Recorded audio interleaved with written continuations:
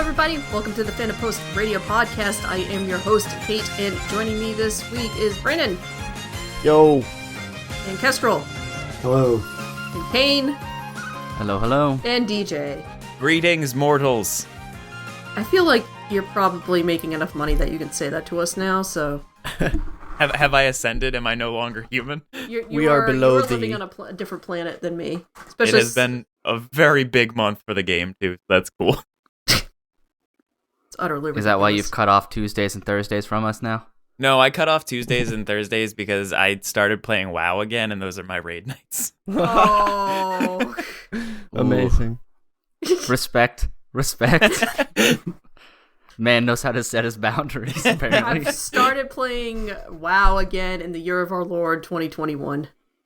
You know, the new expansion's really not that bad. It's a lot better than the last one, at least, but that is not hard to do. I haven't played WoW since 2006. You still play Guild Wars, though, don't you? No, they killed the max support, so I haven't installed it onto the new machine because it won't run, and I haven't bothered to buy a copy of Parallels to try to run it in that, so I haven't played in, I guess Genshin now. Genshin is everything. Yeah, there's that, too. Yeah. Yeah, I haven't played since the Burning Crusade. Oh, man. Yeah, that was the last time I played, was the Burning Crusade. Very long time ago. Yeah. Oh, it definitely was. Yeah, I started the expansion after that, and then I stopped, Wrath of the Lich King? Yeah, I started in Wrath. Back when it was still good. Oh my god, I loved it during Wrath. I haven't had as much fun in the game since then, but still having a good time. The rating's cool. It's a fun, social thing. Since I don't see actual humans ever, it gives me an excuse to talk to people. Oh, that's true. Well, I think the game has fundamentally changed in a lot of ways between then and now, from what I can understand. I don't think I was I'd just reading recognize about it it yesterday because the guy left Blizzard, whatever his name is. That guy. Yeah, I don't like a lot of the ways that it has changed, but I don't know. That's when a company gets more money, they start doing silly things. But man, they definitely made a shit ton of money though. So yeah. So in the end, who's the real winner? They are definitely. They are. No doubt, they definitely are the winners with their fucking millions and millions of dollars. Yeah. I think the article I read said at one point they had somewhere around concurrently 1 million or 1.5 million users paying $15 a month. Yep. Oh man, that's so much cash. I'm pretty sure the executive Bobby Kotick makes millions in just bonuses every year. Fuck that guy, definitely. It's weird because Grand Theft Auto Online still makes more money than all of it. Yeah. It's just fucking one game. I don't know, man. Genshin's making some ridiculous amount of money. Yeah, they deserve it though. Good for them. Yeah, it's it was such a small team of devs just pouring their heart into shit. Now they're making bank. So I'm proud. Just like you did. Yeah, I make a lot of money. I wish I was making DJ money. Doing what this DJ is gonna does. This is gonna be a every podcast occurrence. DJ reminding us that he makes a lot of money now. The DJ conversation used to be, oh lord, DJ's gonna plug his game again. Now he doesn't even have to bother because he's just what's up, bitches? He rolls up on you and just throws money at you, and you're like, pull up in a Lamborghini. It's disgusting. I hate you. Thank you. You can find me on Twitter at DJ NoStyle or on the large pile of money in Houston, Texas. I'm like a dragon now. I'm just sitting on top of all of it. Oh my goodness. It should be your new profile picture. Classic you laying on the bed surrounded by hundreds. It's just me photoshopped on top of my PayPal account. Okay. Before we jump into the new spring season, I guess we should cover any news that hit between now and the last time we recorded. Yeah, I got quite a bit of news. Not as much as last time, obviously, but still quite a bit. So first piece of news we all kind of knew was coming when it was coming, which is that there was a big old JoJo anime event that they announced 6 months ahead of time. So everyone was pretty sure they were going to announce Part 6, and they sure did. So that's happening. They haven't announced anything about it, except that it's going to happen, and Jolene is going to be played by Ai Fairuz, who got into anime and voice acting through JoJo, and specifically through like having reading sessions on Skype with her friends, which is pretty awesome. She's so good too. She is, yeah. Like, I really love her voice. And she's half Japanese and half Egyptian, which Jolene is half Japanese. And if you're Egyptian at all, that's just JoJo as fuck. So very appropriate all around. And I gotta ask, did anyone else watch the live event for it? I did not. I stayed up for the 2:30 premiere of that live event and proceeded to watch for 2.5 hours, as I couldn't understand most of it because they were like auto-generated subtitles, which was, it was a bummer, but at the same time, there were some pretty hilarious captions made out of it. But we got the announcement in the end, so staying up till like 5:30 worked out, I guess. When does it transition from staying up until just being awake? Yeah. You know what? I couldn't tell you. Whenever the sun comes up, wherever you happen to be, I suppose. Yeah. Yeah, I didn't stay up for the event either, but I do get on Reddit pretty frequently, and of course it was like launch stuff at the top of popular. Oh yeah. After that was made, so that's actually how I figured it out, because I wasn't really paying a whole lot of attention. But it's dope. I've heard that's one of the best parts of the story. Really? I have not heard that. I've heard that Part 7 is the masterpiece, and we're all just waiting to get to Part 7. Part 6 is the end of the original canon, from what I hear, because I have not caught up on the manga, but yeah, I'm excited to see what happens. Yeah, I haven't read the manga, but I know that, parts 1 through 6 are the same timeline, and then Part 7 is a reboot. Yeah, they go like all alt-universe. Mm-hmm. I know like Part 8, there's like alternate Josuke, alternate Kira, and all this other crazy shit. They reuse some of the same names. Yeah. Is it like a Bizarro World thing, or is it just like the names happen to be the same? They just reuse the names. There's a plot reason. I was to say probably yes is know. the answer. It's about as much as I know about the later parts. But yeah, Part 7 is apparently the greatest thing ever. Yeah.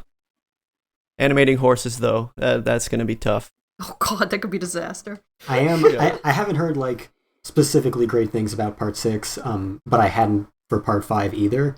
And the quality of the adaptation is just getting so much better with each subsequent season that I'm just excited just based on that. Even if the source material isn't the best, they're just making it so much better through the quality of the adaptation. So, should be good.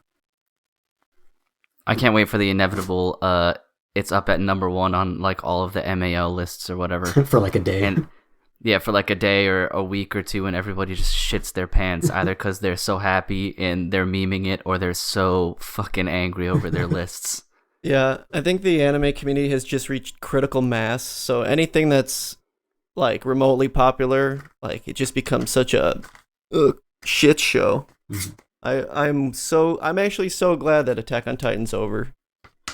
But like the manga community is still rolling around, screaming, kicking apparently and screaming. It's getting to the point now where there's like bot voters for all of the most popular characters that shoot up in popularity, like Luffy or whatever I read. I don't even know how I got involved in it, but it was just like Luffy somehow went back up to the most popular characters list, and he somehow gained 1.5 million number 1 votes in like a week.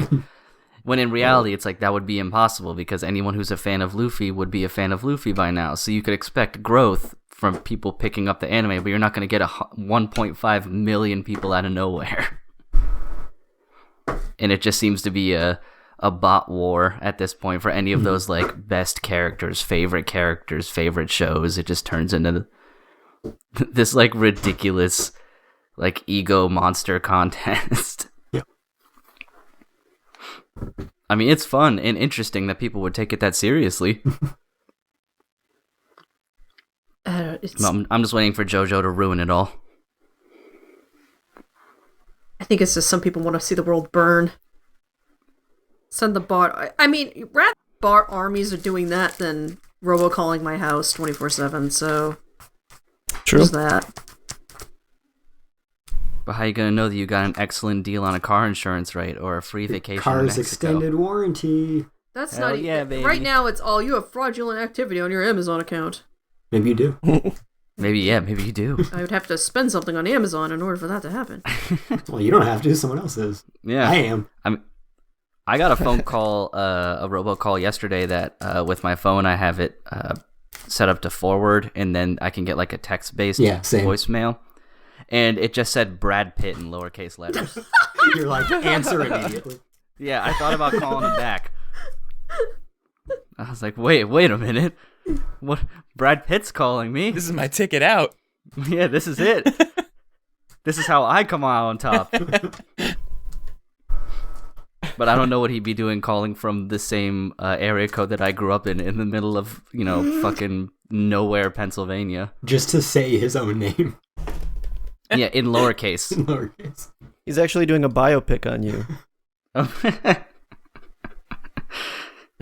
Who's Brad playing Pitt's you in your just like- biopic? Just a Pokemon. He just says his own name. Brad Pitt. Anyway, next piece of news. So several years ago at this point, we heard that there was going to be a new live-action Gundam movie.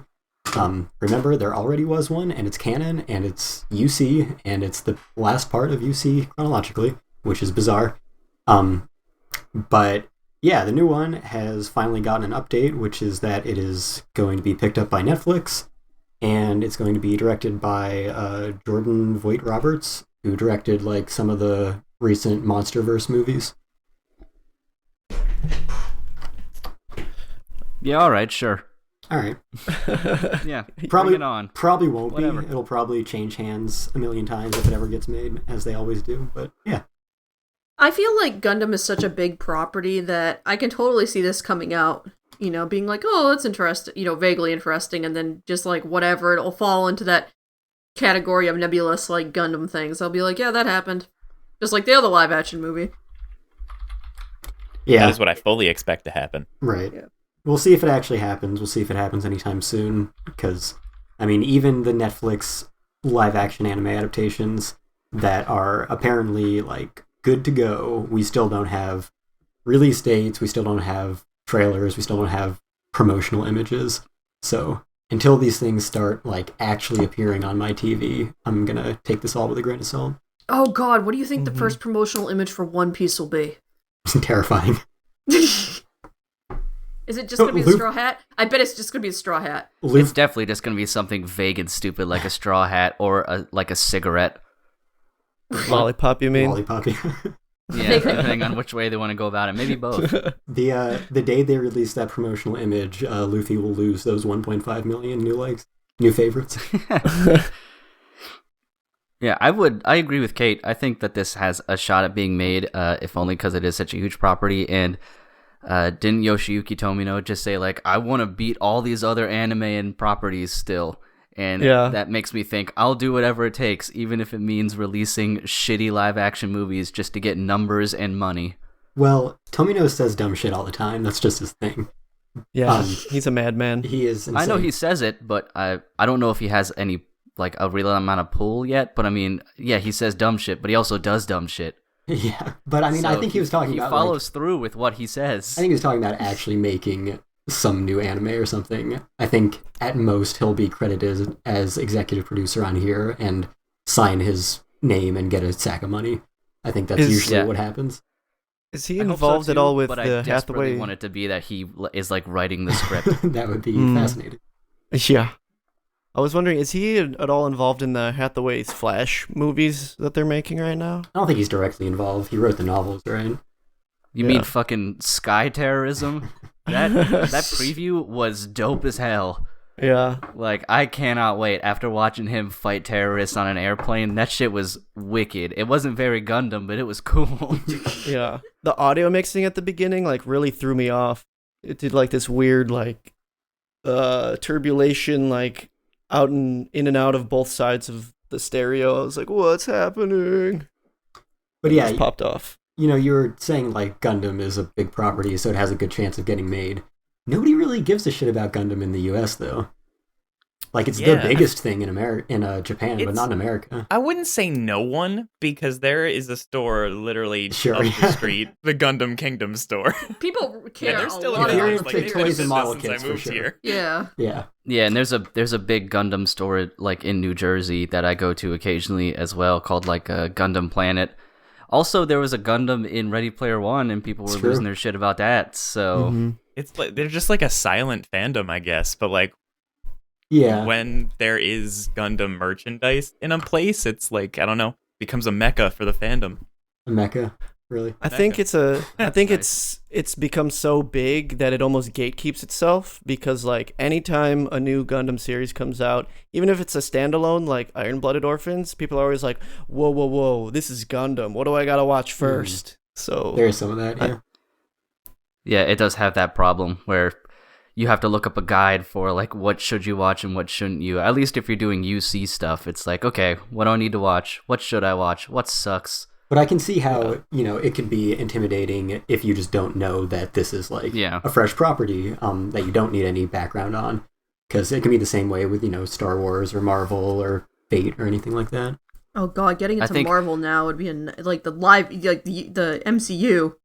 Oh Jesus. Yeah, getting into that and Fate would just be really, really hard. Like, I think Fate's easy because there are only like 2 things you have to watch. Right, it seems hard, but really it's just 2 series and a movie trilogy. Yeah, that's all. That's all that exists, actually. They didn't even make anything else. I guess if anything, sometimes something was made twice just to make sure that it was right the second time. Yeah. I was going to say, I guess if anything, the Netflix live action will maybe open up the series more to the Western audience. We'll see, though. Yeah, I mean, I feel like maybe it has to be good, which we haven't really gotten yet. Because, that's the kind of thing that people said about Ghost in the Shell and Death Note, but it didn't happen. Yeah. And maybe that's because they were really bad. Yeah. They were bad. Still buzzwords, though, Even if it's bad.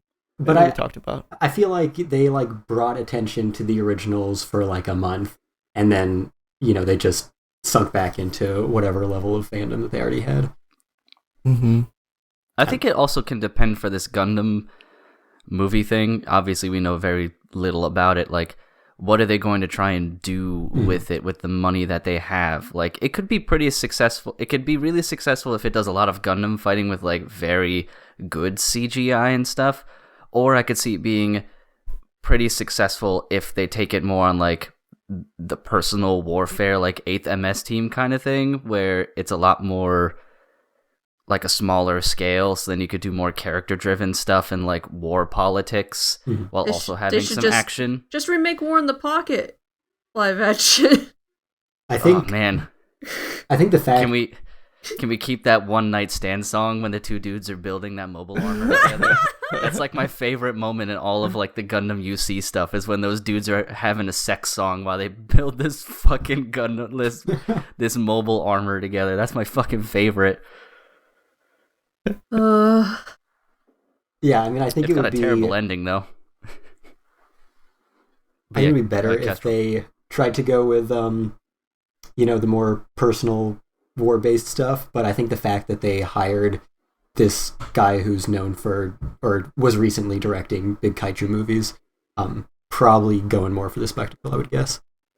Yeah, so then you need a lot of money to dump into that, because if it looks even remotely bad, it's going to be instantly turned into a campy fun movie that won't really do a whole lot for you as a franchise, other than maybe cult film status. Watch them go the build fighters route, and it's just a big Gunpla promotion. Yo, all right. Sure. That's fine with me, I guess. That series is pretty fun.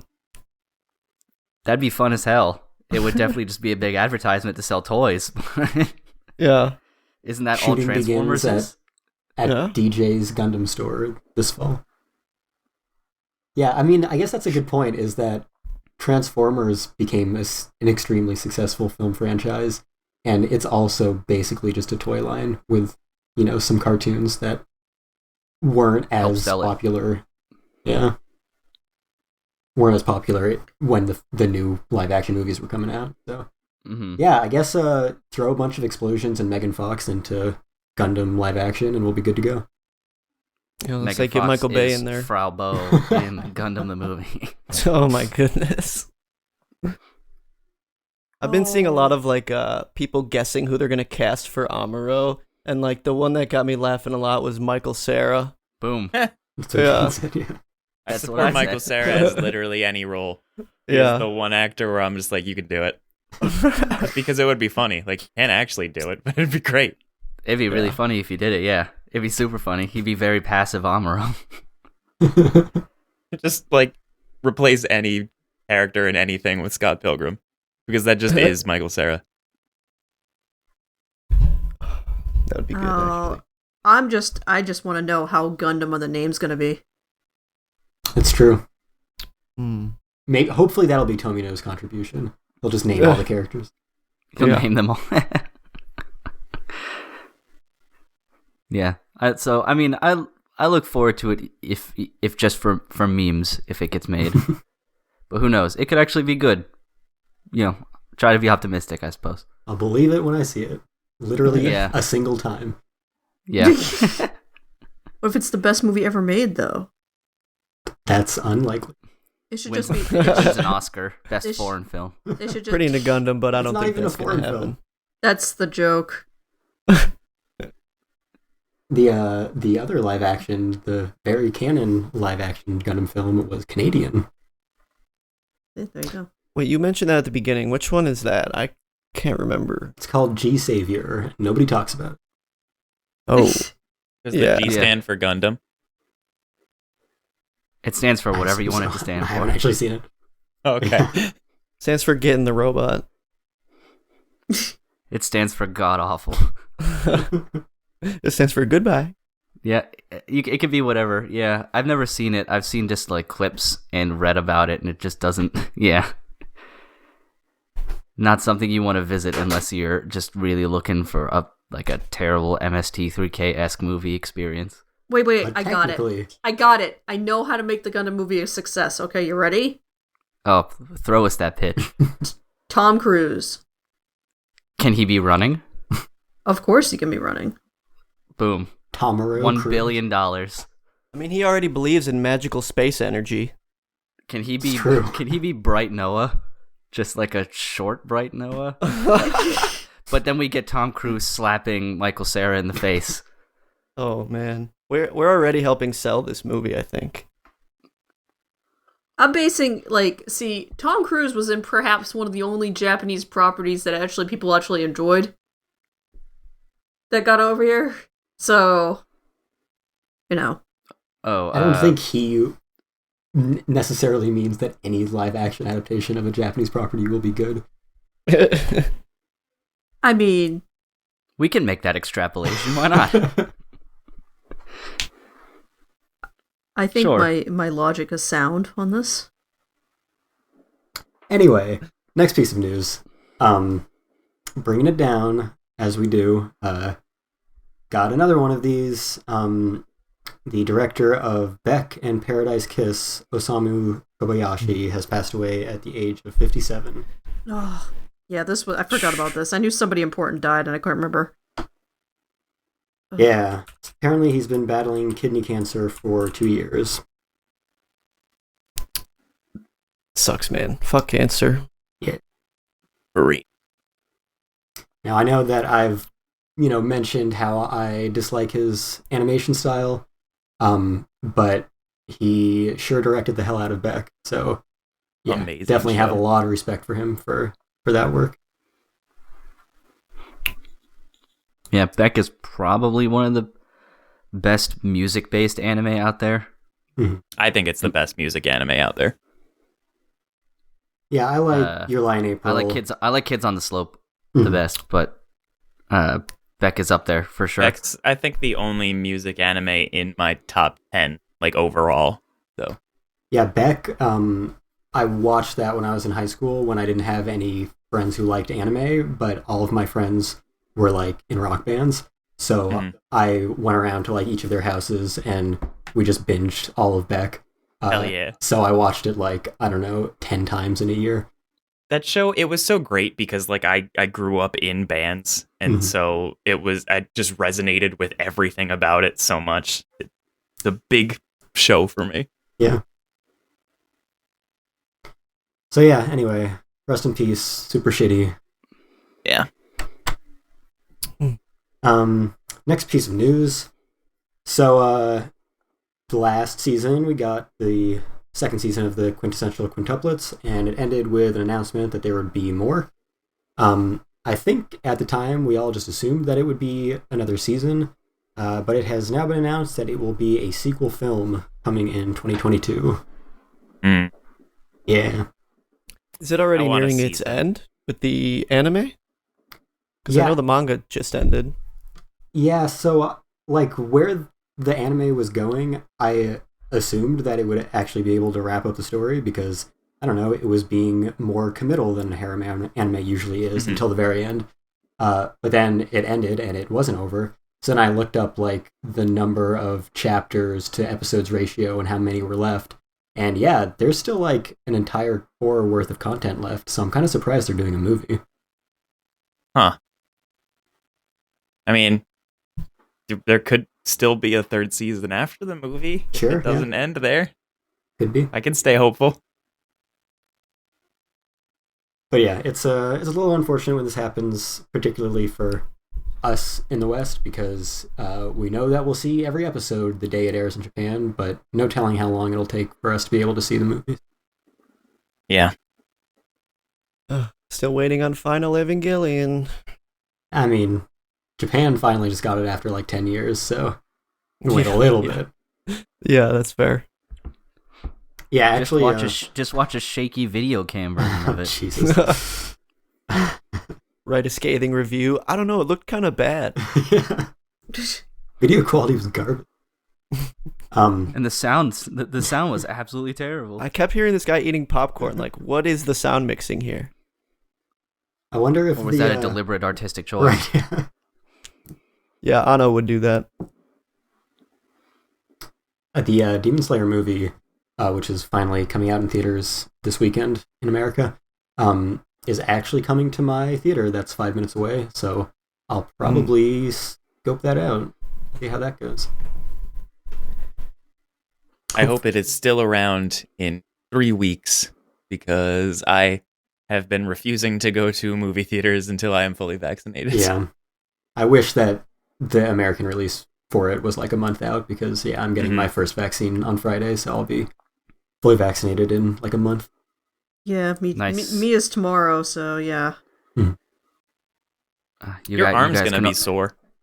You can all get on my level. We can spit on each other in Are person. you double vaxxed already? Yeah, I Nice. have been. I get my second. I work 2 in weeks. healthcare now, so I was pretty. Okay. Yeah, same with Caitlin. She's been vaccinated for a month. But yeah, unfortunately, my first theater experience after being vaccinated was to go see Kong vs. Godzilla, which was all right. But as my wife put it, that was a really long time for a monkey to beat up a giant salamander.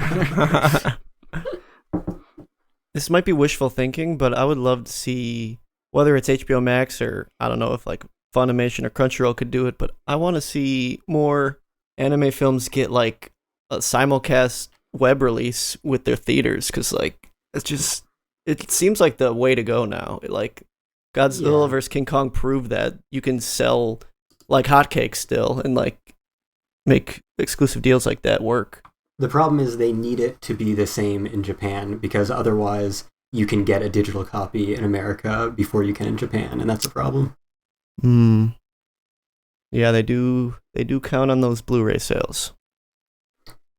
Yeah, and like that's why simulcasts have been a thing for TV series, because you could rip the TV broadcast and put it online immediately for many years. So to counter that, they had to offer the same functionality. But if it's only available in a theater, then all you've got is your shaky cam footage. So yeah, I don't see it happening quite yet. I feel like if it was going to happen, they would have figured it out in the past year, but didn't seem to. Yeah. It's too bad. You have Alright. anything else on the news? Next piece of news, final piece of Oh, hell news. yeah. So remember Isekai Quartet? Yes. Yeah, so that happened.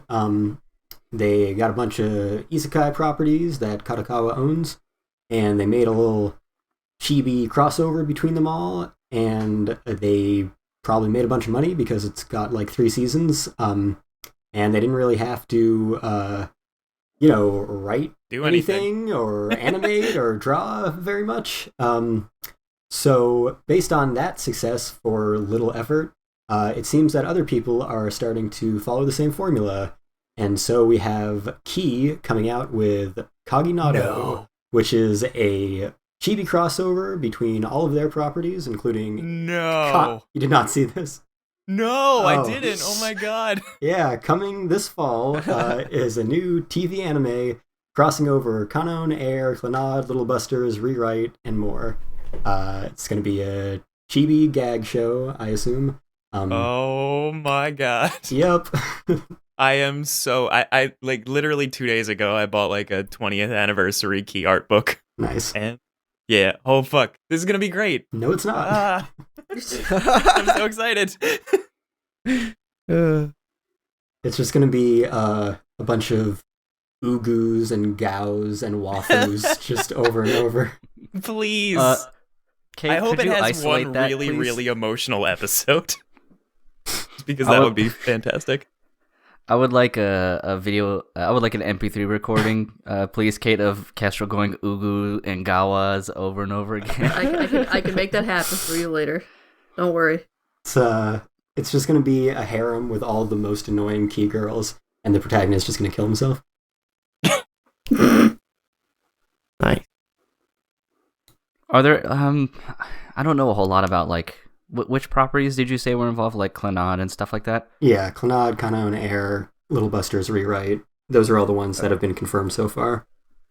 Okay, so is there any concern, and maybe this would be a concern of yours, Kestrel, that like including characters from like Clannad could sort of water down the characters? Because Clannad's pretty serious at times, isn't it? And now you're just gonna have those characters doing like fun little joke stuff. Every Key show is serious and extremely lighthearted at the same time. So Yeah. it's like they skirt a fine line between it. And I can't imagine the Chibi show is gonna really do the same thing. I mean, Attack on Junior High happened, so Exactly. We've That's gotten this true. time and time again. We've gotten the Attack on Titan Junior High, Isekai Quartet, like I said. There have been several others. Bungo Stray Dogs just got one last season. Slime Diaries has one that isn't chibi, but is the same kind of idea, or slime rather. This season, there was one for Assassination Classroom. Yeah, they do these for a lot of situations like that. And yeah, some of the content is more lighthearted than others to begin with. But like DJ said, every Key property is like mostly a light comedy until it becomes the most depressing thing ever. Imagine if you got a film noir chibi show. It's like the most serious, depressing thing. Like chibi characters are getting murdered like constantly. Psychopath Quartet. Yeah, so anyway, that's that. We'll see. I'm sure I'll man, check I'm it so out. excited. This is the best news I've heard in a long time. Oh man. Yeah, anyway, that's All all I right, got. so anime. Yep. All right, yes. So speaking of chibi shows, no, I don't know. That was a bad Where's segue. this going? Good That was segue. a bad segue. Speaking of chibi shows, there aren't any. There aren't any. No chibi shows this season. Sorry, bad. All right, who wants to dive in first? Well, when in doubt, we normally just point at Kane and tell him to choose something. Yeah, I become the traffic cop Yeah. in these situations. So, yeah. Luckily, between at least the list that I see in front of me, there's a little bit of variety that could be interesting to talk about. I kind of want to hear about the Super Cub show, because as I see it, it's just Yes. a moped advertisement. That's it. Every single time I watch Super Cub, I am thinking the entire time, Kane would watch this. And it's... I've thought about it. Yeah, it seems like a really you show, because it's just like a girl driving around on a moped and like adding parts to her moped and that's the whole show. So it's I like it. It's cute, but it's not like that entertaining. Yeah, it is really boring. Yeah, it is 100% a Honda Super Cub advertisement with the content of a 15-second commercial over a 12-episode anime series. Yeah. Jesus Christ. Oh. How often do they say Honda Super Cub? Once per minute? I don't know. She really loves her cub. It's cute. It's mostly just the only thing that's adding to the content is the other characters that she attracts that are just all in love with Honda Super Cubs. And they all come to her and say, "Oh my god, I love Honda Super Cubs. Let's become best friends." That's phenomenal. Yeah. It is a conceptually awesome show. So it's a high school girl motorcycle gang, except instead of the Hells Angels, they're just like Cub fanatics. Yep. You got it. Excellent. Sign me up. Yeah, I don't hate it. When can I buy the Bare Bones Blu-ray? No, I want it to come in like a giant replica Super Cub. I want it to be a working Super Cub that I have to go into a financing plan to afford. Also in the first episode where nothing happens, like there's just minutes of silence and like no movement. She gets the Super Cub, she goes to the store. There's this really awkward exchange where both her and the shopkeeper mostly just stand around staring at each other saying nothing. And the shopkeeper's like, "Oh, by the way, this killed 7 people." And then it's never addressed again. Yeah. What? Yeah. That's amazing. The whole thing with the show is like, well, I don't want to say the whole thing because it is a giant advertisement, but a big part of the show is that like her parents died and she's all alone and she has literally no one, and she just gets the cub, and the cub is what turns her life around because she finally has like something to care about again. Wait, maybe that's the secret to the show. Maybe she wanted to die. She said, what's the best way to go out? Motorcycle accident. You can see that. I think she was just so desensitized. She was like, "Death, I don't care, whatever. Yeah. Give me the fucking $90 cub." Maybe we get like the Madoka Magica style episode 4 or something. Or the cub becomes sentient and it turns out it's her dad. I was just going to say, no. It's basically the same main cast as Kino's Journey, except nice. the motorcycle is just a motorcycle. It doesn't talk. Motorcycle-kun. For now. She is adding a lot of parts to it really quickly, so what if she just adds That a would be a brain? turn. Imagine if like halfway through the season suddenly it's just Kino, and it's like, what? It's a prequel, yeah. The Hermes backstory. The Kino So before is this Kino. thing made by anybody of note, or is it just like a no-name like studio just putting this together for money? It's called Studio Kai. I don't think I've heard of them. Let me see if they've done anything else.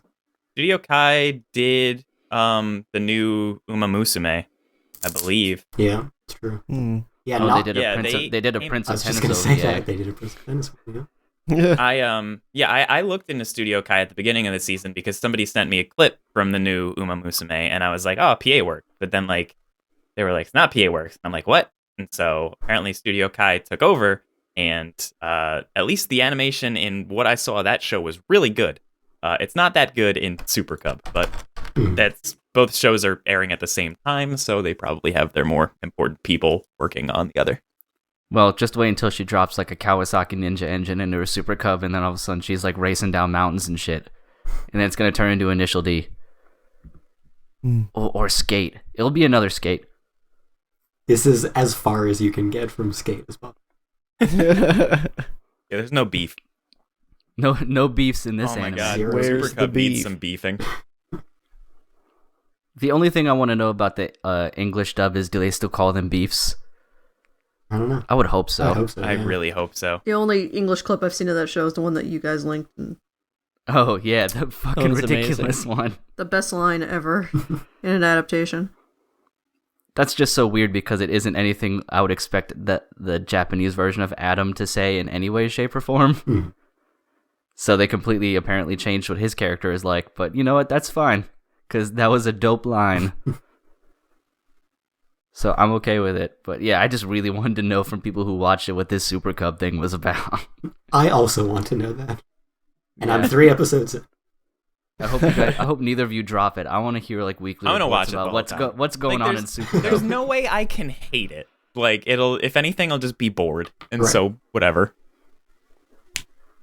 I don't think it can give you something to hate.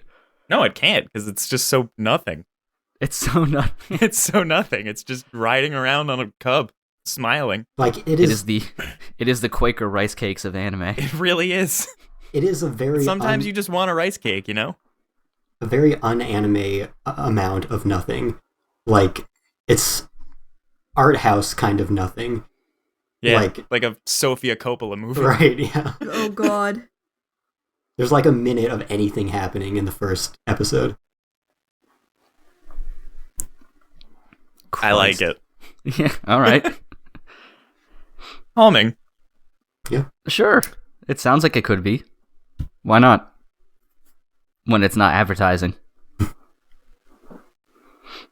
right. Well, I think that's good for Super Cub for now. Probably. We'll wait until next time for the update. We've already talked about Super Cub for more than there's actual content of Super Cub. Yeah, I don't see that changing unless it does go some crazy Modoka like route where everything just goes off the rails. We can dream. So speaking of beefs, I see quite a disparity in these two lists here with the scores for to Your Eternity. I want to see Kestrel Yeah. and DJ talk about that. I'll go first, because I'm sure Kestrel has a lot more to say than I do. And I will preface it by saying I like the concept of the show a lot, and Kenjiro Suda is the fucking Morgan Freeman of anime. I want him to narrate everything ever. I'd be fully okay with that. But this is going to be kind of a strange comparison to draw, but the things I don't like about To Your Eternity are the same things I didn't like about The Last of Us, where I feel like they're throwing these sad things out, and they're not giving me enough time to really develop any sort of attachment to anything. So it's like the first episode for me was, okay, we've got this dog, and the dog can't do anything, and the dog meets a human, and the human's not particularly interesting, and then they walk around together, and I'm going to spoil things now, the human dies. That was all I got out of it, and I know that there was a much deeper picture being painted, but I didn't care, and I was just so bored for the entire time. And so the second episode rolls around, and they introduce another character who I not only don't care about, but am annoyed by. And so now it's 2 episodes of following around people that I don't like and seeing them deal with sad situations. And it's just like, man, make me care about this show if you're going to do sad shit. Like, I want to like it, but it's not letting me. And so that's the problem I have with it now. But it is very stylized, and I know that I am in the minority in not liking it, but I can't yet. Yeah, this ranking and grading, I did just copy from when I did like a post on it on Saturday, so it might go down a bit based on like the second episode, because, and I kind of expected this as soon as I finished the first episode. I was like, all right, that was a masterpiece of a 25-minute short film. There's no way it stays like that throughout the series, because everything that I found really effective about it, you can't carry on for a serial storytelling like that. And yeah, the second episode came around. It was completely different. It mostly focused on this new annoying character, and I lost a lot of enthusiasm, and I certainly didn't feel as like affected as I was by the first episode. Which, yeah, I mean, I think that the emotional hit, the emotional kick really affected me a lot more. But I also think that just the presentation of it and the music and everything about it, and the concept for sure, were just so powerful. And yeah, I basically loved everything about that. That first episode into like a full-length film, I would have a completely different grade. It was just, it happened so quickly that I could not care about anything, because like, you know what's going to happen the entire time. So it's just 15 minutes of waiting for it to happen, and I don't know, it didn't hit me. See, I was like shocked that it was 25 minutes because it felt to me like it was so much longer than that. Like when I compare it to any other episode of anything else that I've watched this season, it felt like at least twice as long. I was pretty amazed by how much they packed in and how like deliberate the pacing was, that it didn't feel rushed at all, and that it just felt like there was so much to it.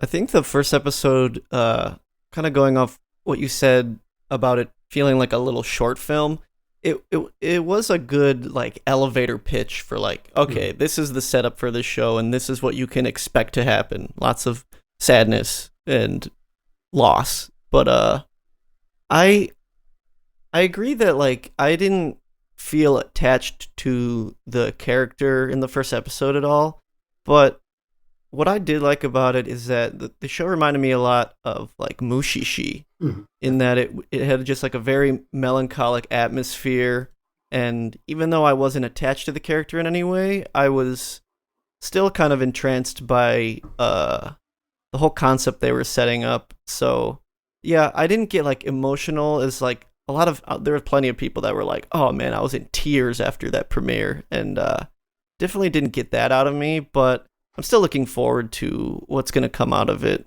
But because I mean, same guy that made A Silent Voice, I can only assume it's going to be pretty good.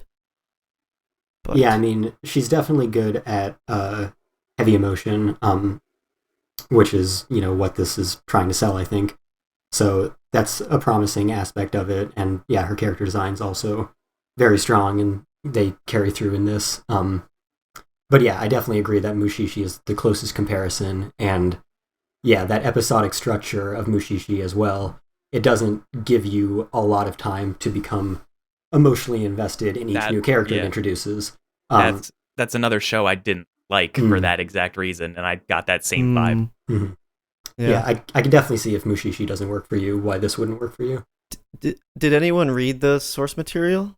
Has anyone read the manga? Kate I did. am up on the source. Well, not all the way up. I've read 7 volumes of the source material. Is it mainly this like vignette, like small encounters, or is there going to be like an overarching story that comes out of it eventually? There is an overarching story. It should start to show up probably towards. Can't remember. Wait, let me think. There is an overarching story.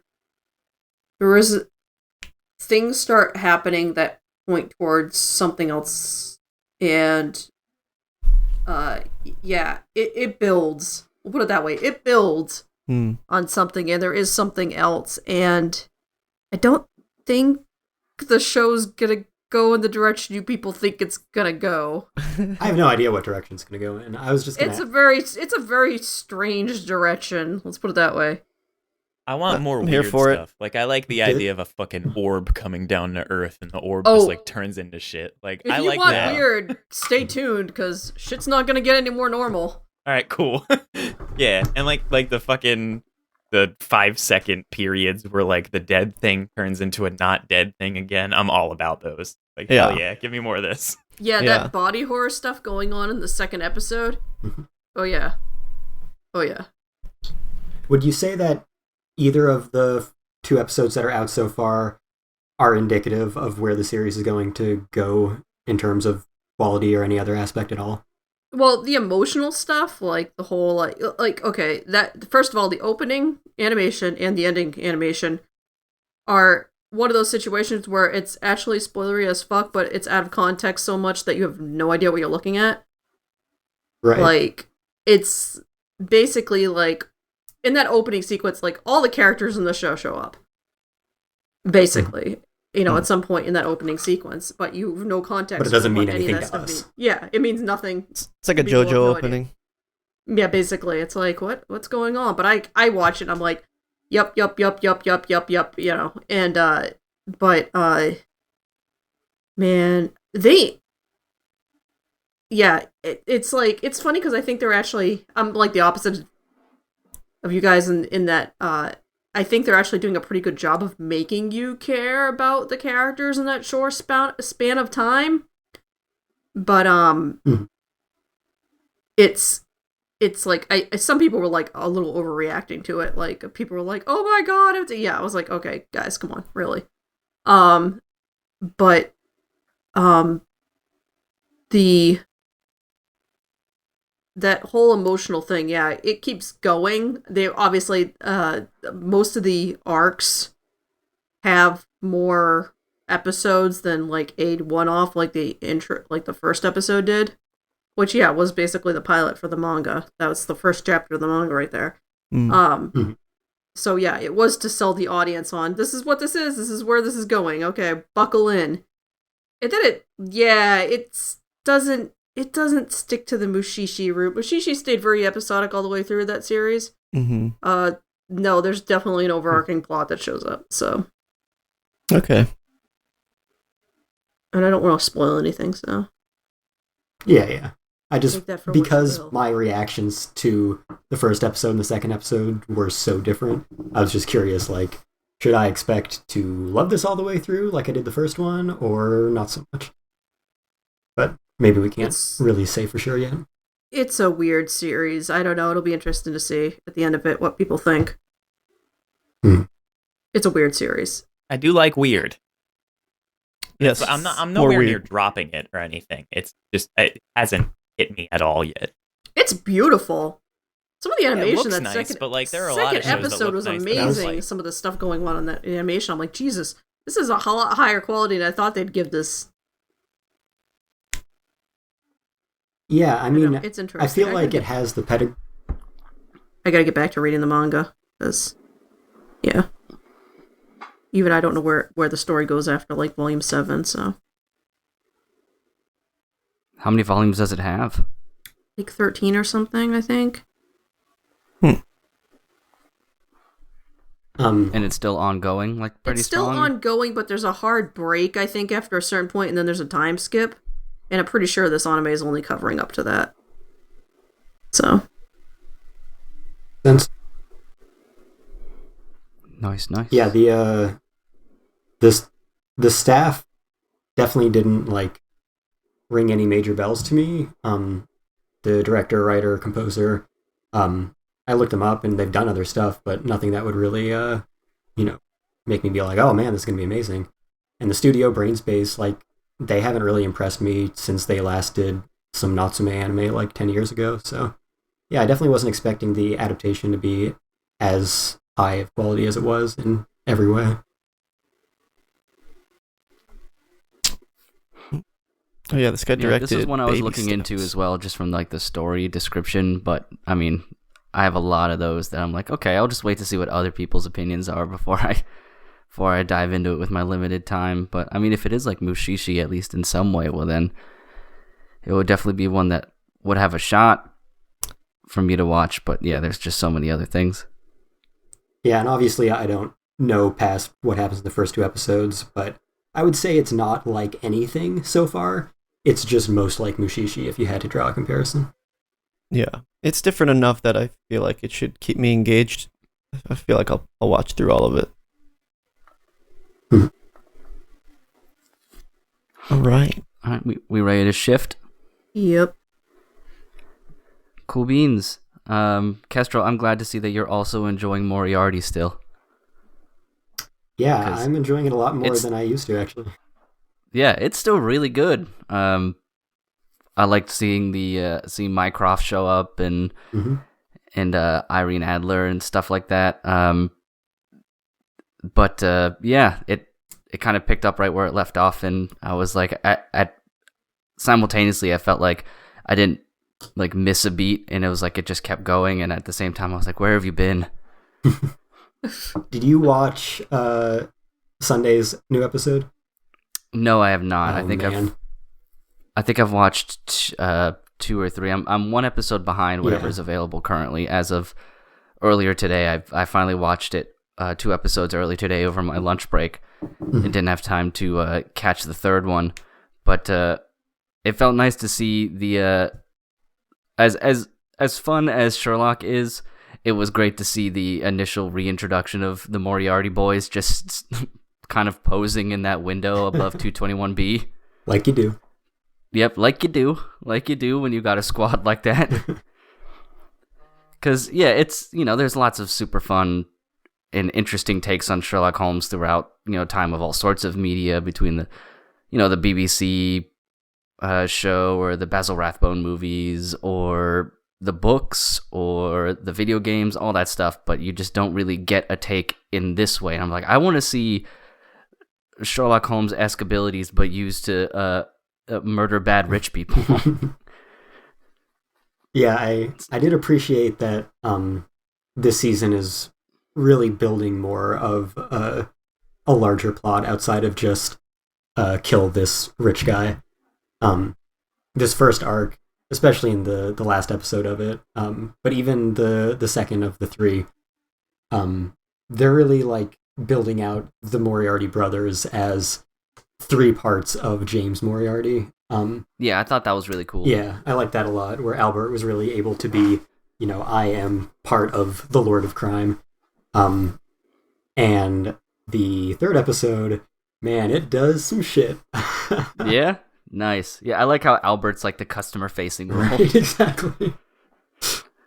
Yeah. Because in the same vein, Sherlock is the same way, because John Watson is a very important part of that duo, but nobody really talks about him in the grand scheme. It's always Sherlock and Sherlock Holmes, but without John Watson, Sherlock would be dead like a dozen times over. Yeah. By the end of many of like the books or the BBC show and things like that. So it was cool to see them embracing the idea of, well, we're all Moriarty. Moriarty is just the name of this effort. Right. I'm Moriarty. No, we're Moriarty. We're Moriarty. I also, I like how they're fleshing together like a longer plot, like utilizing Irene Adler as a way to connect all the characters together. Because when she was first introduced, I was a little bit worried that it was going to be, well, Sherlock's doing something, Irene Adler's doing something, and Moriarty's doing something. Three entirely separate plot lines. Yeah. But them being connected really makes a smooth flow while still keeping the active, like, cat and mouse game between Moriarty and Sherlock alive, rather than just, they'll bump into each other eventually sometime in the second season. Right. Yeah, the third and final episode of this first arc, it weaves together all of the threads way more than anything else before. And yeah, Irene Adler is kind of the catalyst for all that. It's really interesting. Yeah, I mean, so far my favorite moment of those first couple episodes is when Albert just kills that dude as a show of like, this is the power I have to keep you safe. And he's like, watch, I just killed that guy. Boom. And he just dies immediately. I was like, that is the most power of power moves you could have possibly made. It's very Death Note. It was super Death Note. That's what made it cool. Yeah. That's what made it cool as hell. I know that it was not supposed to be taken like entirely literally as this is what's happening in reality, but the fact that the party just went on around this corpse of this attendee that just died in front of them all, I feel like that was a little bit much. It was a little bit, because I feel like they would at least drag his body out of the room. I would right. believe that the party would still go on, and they would just cart him off somewhere and try to fool themselves into thinking that he just passed out or whatever. But yeah, just having him lay there in the middle of the floor. I thought that was a little ham-fisted. Little ham-fisted. Also, I had a lot of fun thinking about what this secret documentation was before you learn like what the papers are and why they're so important. My mind immediately went to like Grover Cleveland, Woodrow Wilson / fiction that the Queen wrote. I think okay. the liberties they take with history in the next episode maybe even more out there than what you were thinking of. Wow, then I have something to look forward to. And the way that they start building a little bit of a shared universe that you might not have expected. Oh, is it Inspector Gadget? Oh my god. I wish. Because that'd be fun. Yeah, it'll be fun. Yeah, the only disappointing part is the opening song is not as much of a banger as that first season one. Yeah, I always... Though I do like how they incorporated the gun twirl in the One Thug Guy, just like in the first opening. Like, you gotta get that gun twirl. Right. But yeah, I think my I'm having a lot of opinions fun with it. No, I'm just thinking about Inspector Gadget anime. How crazy that would be. Inspector Gadget is a disrespected property. Go, Gadget Cat Girl. It Oh, those those wanna old say- cartoons are the best. I want to say those old Inspector Gadget cartoons were like 75% Japanese animated. Probably. They A lot of look stuff- I like can it. believe a lot that. of- A lot of stuff in that era was. Yeah. Because the new like 3D CGI-esque kind of show is poop, and the Matthew Broderick movies were poop. I forgot I about always that. I always hated the original, so I'm not gonna say anything. Yeah. I grew up with it, so I don't even know if it's good or bad, but it has all the nostalgia that's needed for me to believe it's the best thing ever. So most of Inspector Gadget, the original series, was animated by TMS, and Yep. additionally by AIC, Sunrise, and Toei Animation. Yep. Wow. I'd believe that, yeah. Thinking back on that art style, it definitely wasn't really anything Saturday morning cartoons as much. Well, the thing was, back in that era of cartoons, a lot of stuff was. I mean, you have to understand that Japanese animation was basically the Korean / the Right. Taiwan / the wherever they just keep outsourcing stuff to the cheapest area possible. So Yeah, it was very much what Korea is today for that, yeah. yeah. I'm intrigued about this kind of shared universe thing.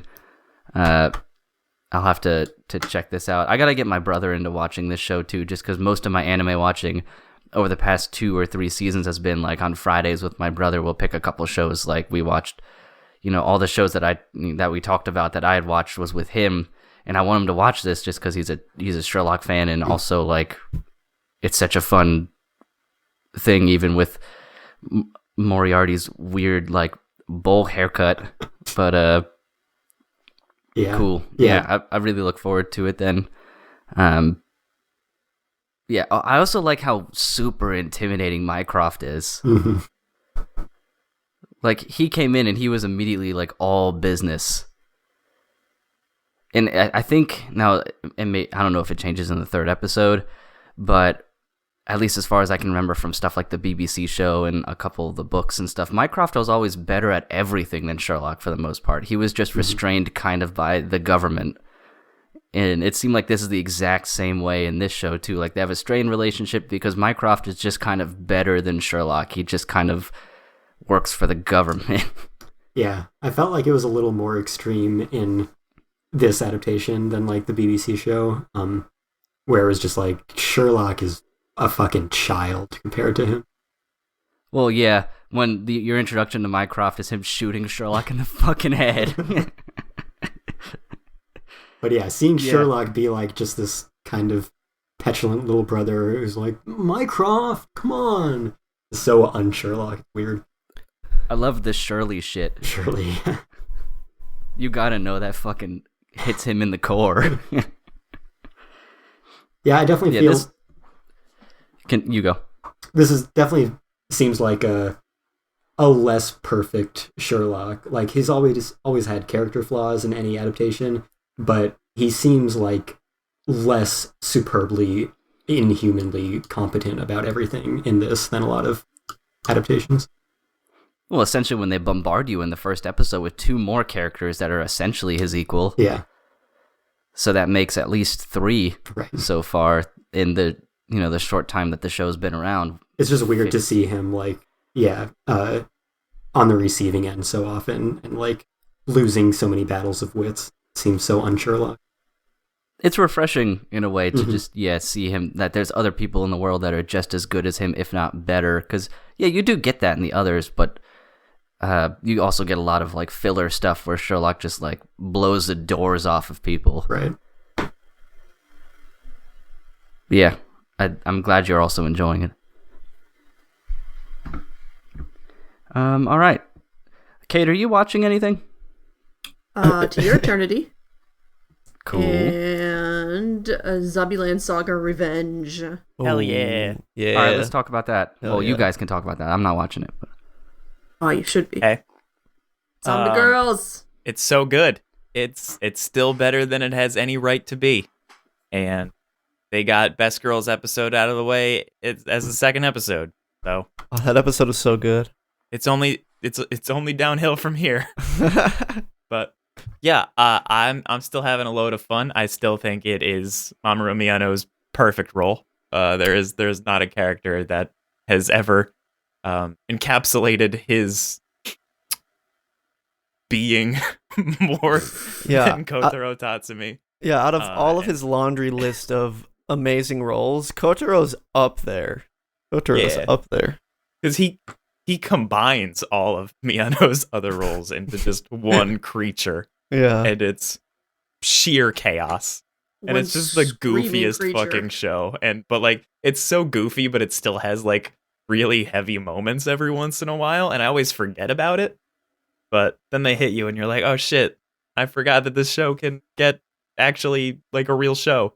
And it's not just senseless zombie humor, even though the zombie humor is fantastic. It's just all around good in every way.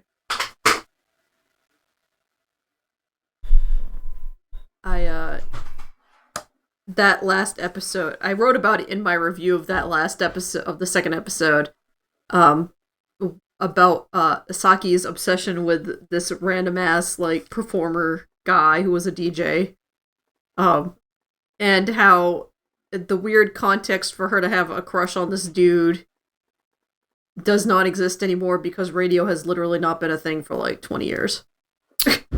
Yeah. I still listen to the radio, but yeah, it's going away. But yeah. I listen to baseball games on the radio. I used to when I had fucking the MLB radio, but now I just listen to like the local rock station. Yes. Nice. How Get nice the to lead have, out. How nice. Let out. How nice to have a local rock station. Ours got reformatted.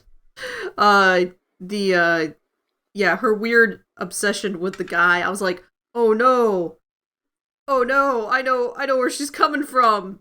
Because I'm one of those weirdos that used to call up the radio station as a teenager and flirt with the DJs, so... Ooh. Yeah. I was like, oh, that's how you had to... I wrote about that in my review. I'm like, you had to be there, but... Yeah. So, yeah, all the other ones are like, what? Like, and watching Saki, and she's, like, really emotional about this guy and his legacy and stuff, and I mean, who wouldn't fall for that pompadour? That's the other thing that's Yeah. super funny, too. But then you remember, oh yeah, she was a biker chick. So this guy was probably like, the hot shit for her back in the day. I loved how it was just, he met her like twice, basically, and it's like, oh, you know what? You're gonna host my radio show now. I'm out. Sometimes Time you to just retire. know. Yeah. Just know. Saki, she's passionate. And she's weirdly like the most emotional member of the cast, despite being like the tough one. Yeah. And so it's really great when we see those episodes where she like cracks a little. I love it. It's oh my god. So good. The one thing I will say is I hope that Mappa can keep up the quality of the live performances, because in the first season, a lot of the 3D live performances were like kind of jank. They didn't really like blend well with the 2D backgrounds, but the performance in the first episode had like really excellent 3D that like blended pretty seamlessly. And in the second episode, it was a lot of 2D animation in the dancing routines, which was like, it looked stellar. So that's what I want more of, but that's the hard shit.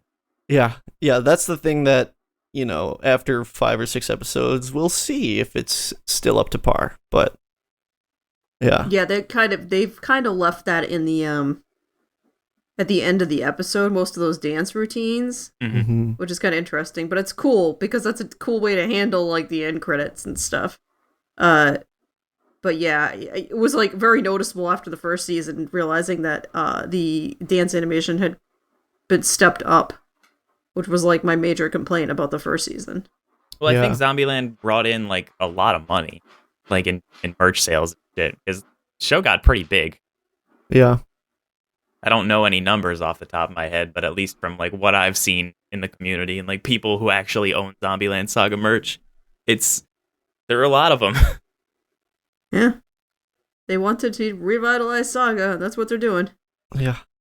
I just really, really want a Junko focused episode because her voice is so amazing and like it stands out so much from the. I mean, the rest of them are great singers, but her voice is just so like deep and powerful. The difference between her speaking voice and her singing voice is like, whoa, Yeah. Jesus. Yeah, it's some whiplash, but I need more of that. I don't know if I want them to tell us any more about the legendary Yamada Tai or not. Yeah, it's almost like keeping it vague is part of the thing that makes it so great. Yeah.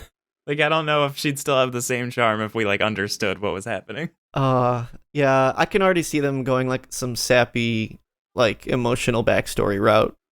No, it's either gonna be something really like, oh my god, this is the most emotional thing ever, or it's gonna be the dumbest fucking shit possible. And I really hope it's that. Yeah. Well, it should be like a case of mistaken identity or something. I'll be like, wait a minute, that's not actually. Oh, that would be funny. Yeah. They just resurrected the wrong girl.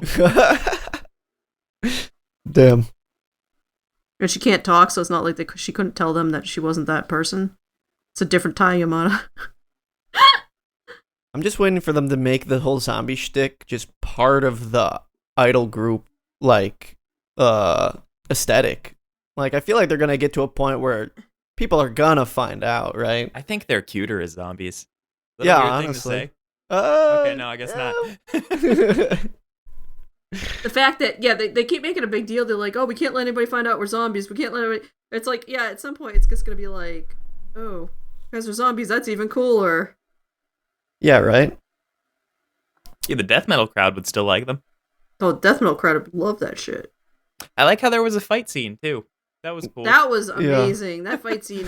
Like, the first episode was like, okay, yeah, this is a bunch of recap. This is a bunch of recap and drunk manager and recap and drunk manager. And then, but yeah, then that fight at the end was just like amazing.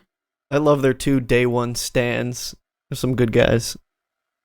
Yeah, they're like, oh, cool fight. I'm all like, oh, this will be interesting. And then they were kicking ass. I was like, oh, hell yeah. Yeah.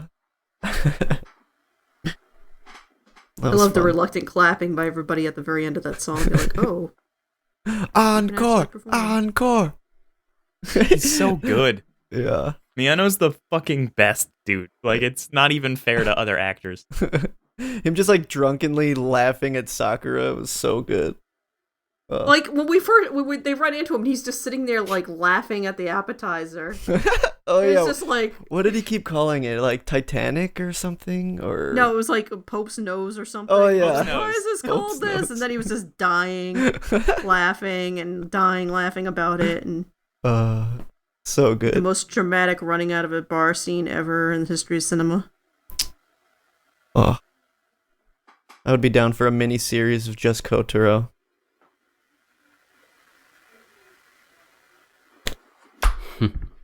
All right. Show's still good. Right. It's back. It's still great. Go watch Land Saga. Watch the first season if you haven't, and then watch the second season. Yeah. Okay. Moving on. Now what? I kind of want to see what your differing opinions are on Nagatoro. Nagatoro.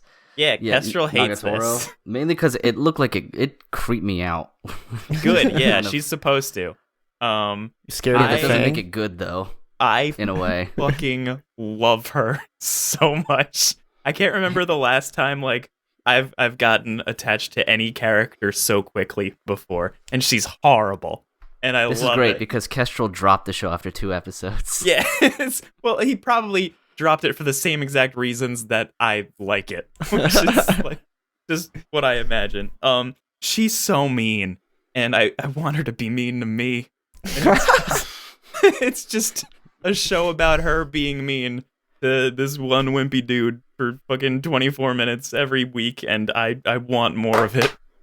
I mean, it seems like Stockholm Syndrome, the anime, based off of everything I've read about it, which is she's mean to him, really mean, like horrifically mean, but eventually they start to like each other, and she starts being a little less mean, but still mean. She's like the hardest tsundere possible, where it's just like 99% Tsun and 1% Dere. and just the 1% is blushing because she's always fucking blushing, and she's just so interesting because I've never seen anyone that mean before.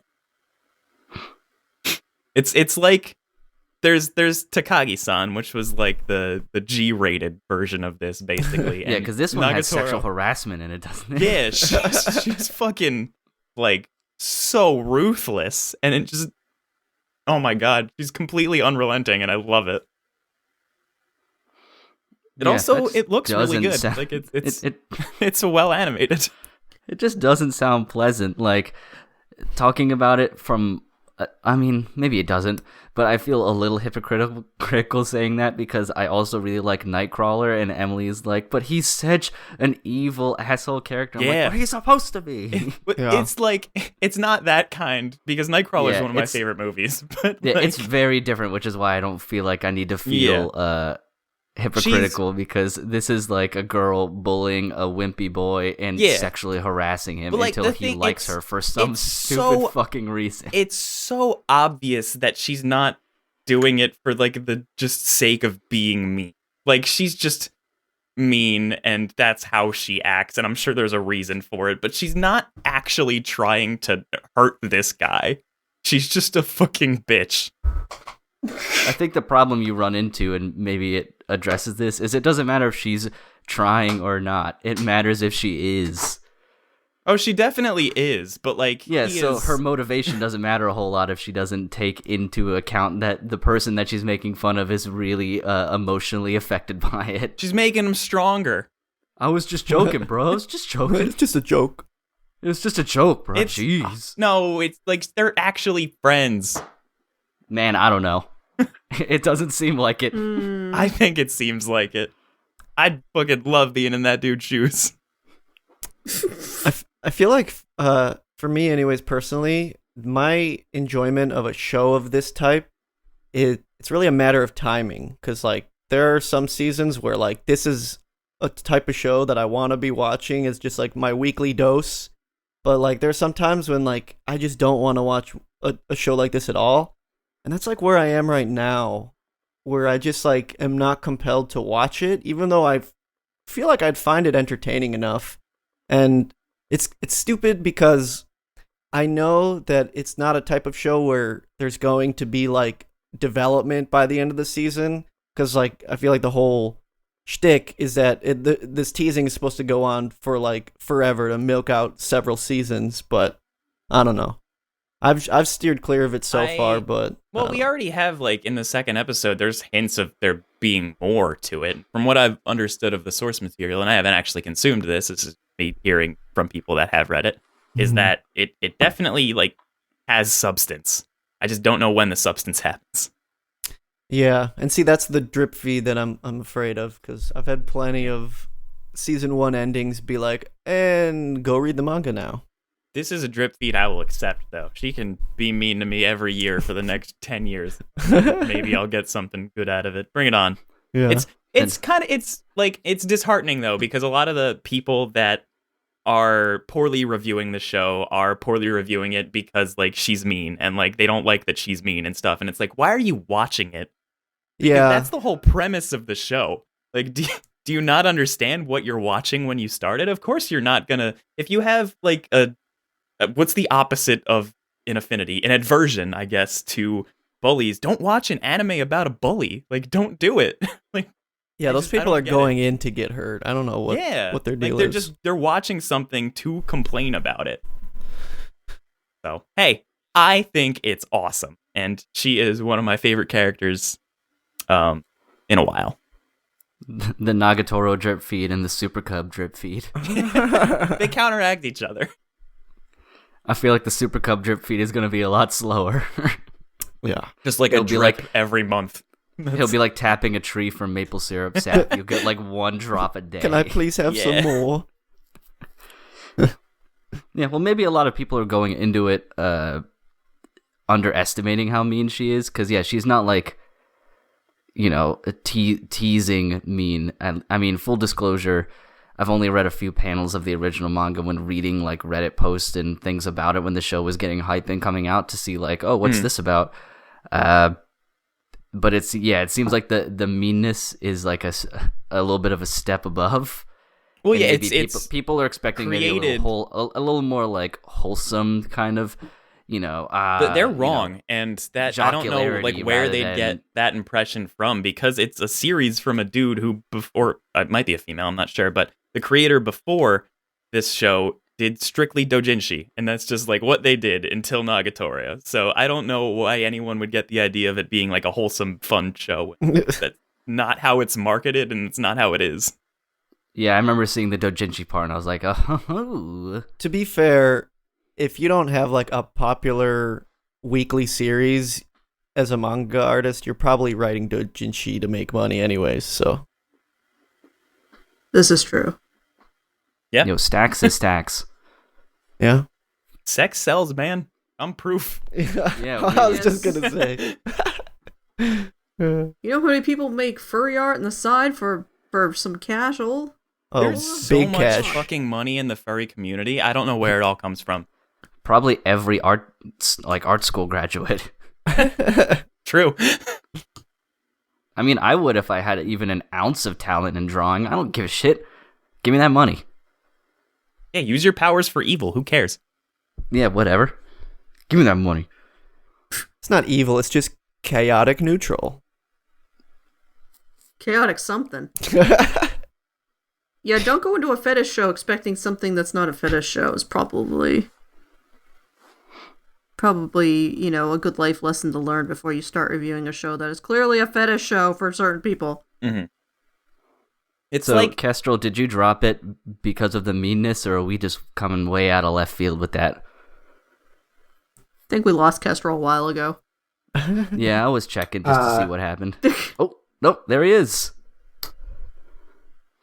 I don't feel particularly inspired to talk about this show with DJ No. because I want the beef. he tweeted about it, and it included one of the worst lines that I've ever seen in a tweet. what was that? So DJ Horn, who we all know for talking about his emotional, sympathetic, empathetic investment in animated characters week after week, says, "They're fucking cartoons. They don't have feelings. Grow up, you fucking baby." Yep. I okay. saw that. Yeah. And Wow, that seems to be a weird tone deaf approach on your own philosophy. well, there's times where you have to sit down and you have to be real about things. And if you are getting offended by how mean a cartoon character is, there's an issue at hand. And I don't think that you should be blaming the cartoon for how offended you are by the cartoon. Like, it's still a cartoon at the end of the day. It's still art. It is still meant to be something that you consume for entertainment. If you're not entertained, don't complain about how the character is mean. Just stop watching it. Like, it does not do any good to talk about a mean character and hope that they'll just decide to not be mean anymore. Like, Yeah, they're a that's up there. cartoon. That's up there with people like, cancel the thing because this character represents blah blah blah. Yeah. It's like, it's a story. Exactly. You And it's would like- you it's want all the antagonists so- to it's disappear? so What's your fake, point here? Too. It's not like a show like A Silent Voice where it's like a realistic depiction of bullying that like actually gets to you because it's supposed to feel real. This show is so not grounded in reality that if you start correlating it to something in real life, you are so detached that it just doesn't make sense anymore. I think So that's why I said that. I think There's- that is the problem, because a lot of people that go into shows like this want to fall into the shoes as the self-insert character, and if they're just getting bullied, they just don't feel gratified, and then they Then complain. why are they inserting themselves into a show that is literally centered around being bullied? That's the part I don't get. Maybe they're just kink exploring. I don't know. Then don't complain about it if you don't like it. I think it honestly is truly people going into the show thinking it was going to be a more wholesome bullying and that there was going to be a love interest popping up almost immediately. Like, I think sometimes, and this is in general for any and all hobbies whatsoever, once you get into a hobby, you think everybody has the same level of knowledge and awareness, when a lot of people may have put this show on just based off of the cover image that is it on Funimation or VRV, whichever one, think Crunchyroll. it's Crunchyroll. wherever it is, they put it on based on that, and then they're like blown away in a bad way by what it is, and then they talk about it. So I think that has to be part of it. Like, people don't know because they aren't as plugged in. They just see it. They think it's going to be, a kind of wholesome bullying, and then they're angry about it. Yeah. And I don't think people should trash it as much when that is, but I think it is important to recognize their opinions as kind of like a mirror of the people like DJ who wants to be bullied and thinks that it's great. Because if you only allowed the opinions of people who liked it, well, then every show would be a 10 out of 10 regardless of what it had. Yeah. Now, there's gray area everywhere. But I honestly think that's probably what a lot of it is, because there's a lot of stuff. Like, I've put on anime not knowing a single thing about it other than the picture looked neat, and it turns out it was garbage. Like, yeah, it happens. I fully accept and endorse actual critique of shows, but I don't think that you should ever be blaming a show for misconceiving what that show is. It's not the show's fault that you think it was something, or you think it was supposed to be something else. Like, that's the part I don't like. Unless the advertising led them in that direction. Yeah, but and it that's doesn't. It doesn't lead that at all. It doesn't lead that way at all. Yeah, I feel like the expectations for that show were pretty set in stone well before, because like every time a manga chapter came out, that thing was at like the top of the manga subreddit. Like, people were talking about it, so like I figured going into it, people knew what they were getting into, but obviously that isn't the case for some. Yo, man, you can never go into any situation thinking that. Like, yeah. I've worked in IT my whole life, and I've learned you can't make assumptions about anybody at any time under any circumstances. Yeah. Oh, Jesus, what have you seen, man? What have you seen? Lots of, like, weird shit. Like, I could talk about it for ages. Well, no, I couldn't because of HIPAA, but, just, I mean, anything from your general, how did this person not know that, if the computer's not plugged in, it won't turn on. Like, even basic stuff like that you would think everybody would know, they don't. So this is probably it. I still want to know, though, is that mainly why you didn't like it, Kestrel? Which is a valid opinion, for sure. I mean, you don't have to go into it. I'm just curious because you did drop it so early. And I'm assuming since you're so plugged into the anime manga universe, you knew what it was going into it. I mean, I don't look into shows that much ahead of time. There were three main things that made me give this show a chance. One of them was that it was the most hype fucking thing in the world this season for some reason, and it still is. Two is that it was written by, the anime adaptation was written by one of my favorite writers of anime adaptations, who is also doing both Fruits Basket and Moriarty this season. And the third is that it sounded like the closest thing that could exist to Takagi-san, which is a series I love.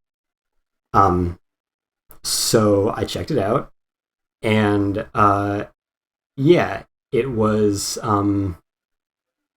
extremely mean-spirited and shitty, but the problem is that it doesn't present that as a negative thing, and instead the show is about you laughing along with this horrible sadistic person the entire time as she makes this innocent kid cry a bunch, and that's it. And there's nothing more to it, and I guess she's supposed to be sympathetic because she has a permanent blush on, and that means that her absurd actions are embarrassing herself, and I guess that's moe or something. But yeah, that's about where I was on it, and I watched the second episode, and my opinion was not swayed at all. So yeah, that's my experience with that show. Honestly, I have more investment in DJ's tweet than the show itself. Well, I'm sorry if I offended you. DJ's tweet was fire. That's a very scorched earth tweet. No, I mean those sound like all pretty logical criticisms that dive a little bit deeper more into she's just really mean. Like it's so bizarre for me to imagine why like the most popular hype show of the season, why that would be the whole thing. Like, I guess it has to develop into something more as it goes on, but that there would be such a lack of any hint of more in the first, especially the first episode, but really the first 2 episodes. Other than that, this girl is mean, and that's funny. It's bizarre. Anyways, watch My Neighbor Seki-kun. That's a good show. It is a good show, yes. Wholesome teasing. Alrighty. Ready to move onward? Yeah. Cool. Keep moving forward. I think I'm the only one watching this, but I wanted to briefly talk about a show that I think you would like, DJ, as well. And maybe you are watching it and you just have it in the Japanese title, and I didn't bother looking it up. I don't think so. What is it? Way of the House Husband. I am not watching that. No. It's funny. I don't think you'd like it because of like production values or anything, but it honestly feels like a cutout of a Yakuza game, just like as a motion comic. Yeah. And I think you would enjoy the jokes, like not so much the production value and quality, because it does have a little bit of like a Inferno Cop vibe at times. So it's less of an anime or an animated thing and more of a like a motion comic. But it's pretty funny. It's got all like the Kazuma Kiryu like vibes of really tough looking dude who's still considered tough by the Yakuza and the police, going to sales to try and buy mittens and going to cooking classes. I've heard it described as like just the like male Gap Moe, because I have friends like the few real life friends I still have. They're watching this, and it sounds fun, but it is fun. I don't think I knew it was coming out. It's like I think it's only 5 episodes at the moment, but my brother and I are trying to watch just one a week, especially just because we are watching a bunch of other shows. And I think the episodes are really short too, so you could bang it out really quick as much of as it. Okay, yeah, if they're shorts, available. I can probably fit it in. Yeah, I don't think it's full like a full length. I think it's like 12 or 13 minutes or something maybe, per episode. Okay. But it's a lot of fun. Like it's definitely something you're not gonna get a whole lot out of in terms of deep narratives or character development. But some of the jokes are really funny if you are aware of the Yakuza tough guy stereotype and stuff like that. Back on the Kiryu comment, I feel like Tatsu is more in line with maybe Majima. I feel like he's got like that gentlemanliness to him, but also the crazy Yakuza side to him as well. But, he does kind of, especially in the one short where he's cooking the croquettes, and the young Yakuza guy is telling him how he used to be so fearful, and the main character tells him not to solve problems with violence, and the short ends with him slapping the shit out of him in the street. I've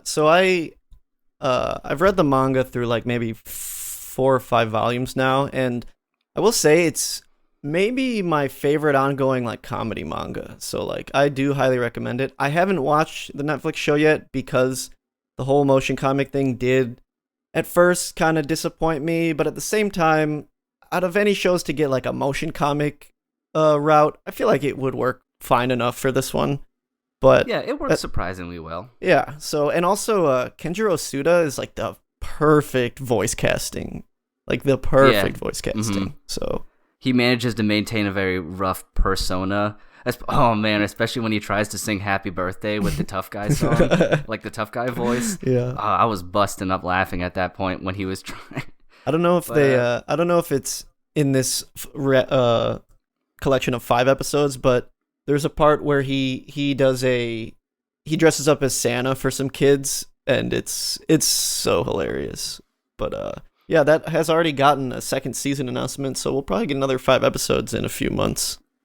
Cool. I find that, and I think anime does this a lot too, but even in general with like the TV shows that I personally enjoy that are comedy, I like a lot more comedy shows that are like short form in a way. And I found that when they try to go into longer like media forms like a movie, it doesn't really translate as well. And I'd be kind of concerned that this couldn't do that in the first place. Yeah. That's kind of because of how like high energy, kinetic, and brief all of the skits are. So it would just be a longer skit show. Yeah. Of stuff like this. Like I've liked, the Tim and Eric stuff and all that. That's been 15 minutes long per episode, and then they make a movie and it's okay, and it doesn't translate as well going into a longer form piece. But I'm having a lot of fun watching it, and it does work in a motion comic sense as much as it can. I agree. It's like the ONA short route is kind of perfect, just because like it's a chapter per gag, so yeah, you don't really need to drag it out any longer than it needs to be, and that's a similar reason why I really enjoyed Psyche K. It's also on Netflix. That show's so funny, but yeah, I'll have to watch through those soon and get over my motion comic disapproval. But yeah, I say that with the disclosure that I enjoy motion comic Inferno Cop style shit. Oh yeah, Inferno Cop is legendary. Inferno Cop is incredible, but yeah. So DJ, check it out when you have some spare time. It'll only take you a couple minutes to figure out if you really hate it or really like it or whatever. But especially for you who also likes the Yakuza games and that whole thing, it definitely works. I'll add it to my list for tomorrow because I only watch 2 things on Thursday. Nice. Yeah. Yeah, we can move on then to something else.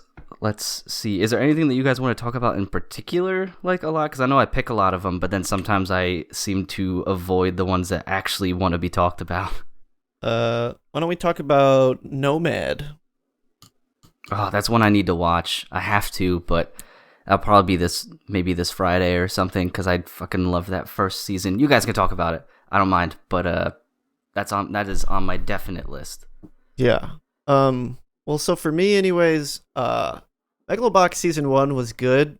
It definitely left a bit to be desired with the ending. I feel like a lot of people felt that way, but like the soundtrack and just like the vintage sheen they were going for on it was like so fun to watch, and like the Zero to Hero narrative for Joe was just like, it's about as straightforward as it can get, but it was still very engaging all the way through. And I feel like the second season is taking like the perfect new direction, because you rarely, if at all, see sports anime covering topics like drug addiction and physical and mental traumas from sports. And just like right out of the gate with season 2, they're just showing you Joe at the bottom of his career, just like pain meds out the ass, drinking, like he's literally just a lone wolf now. And I really love that change that they're going for, and the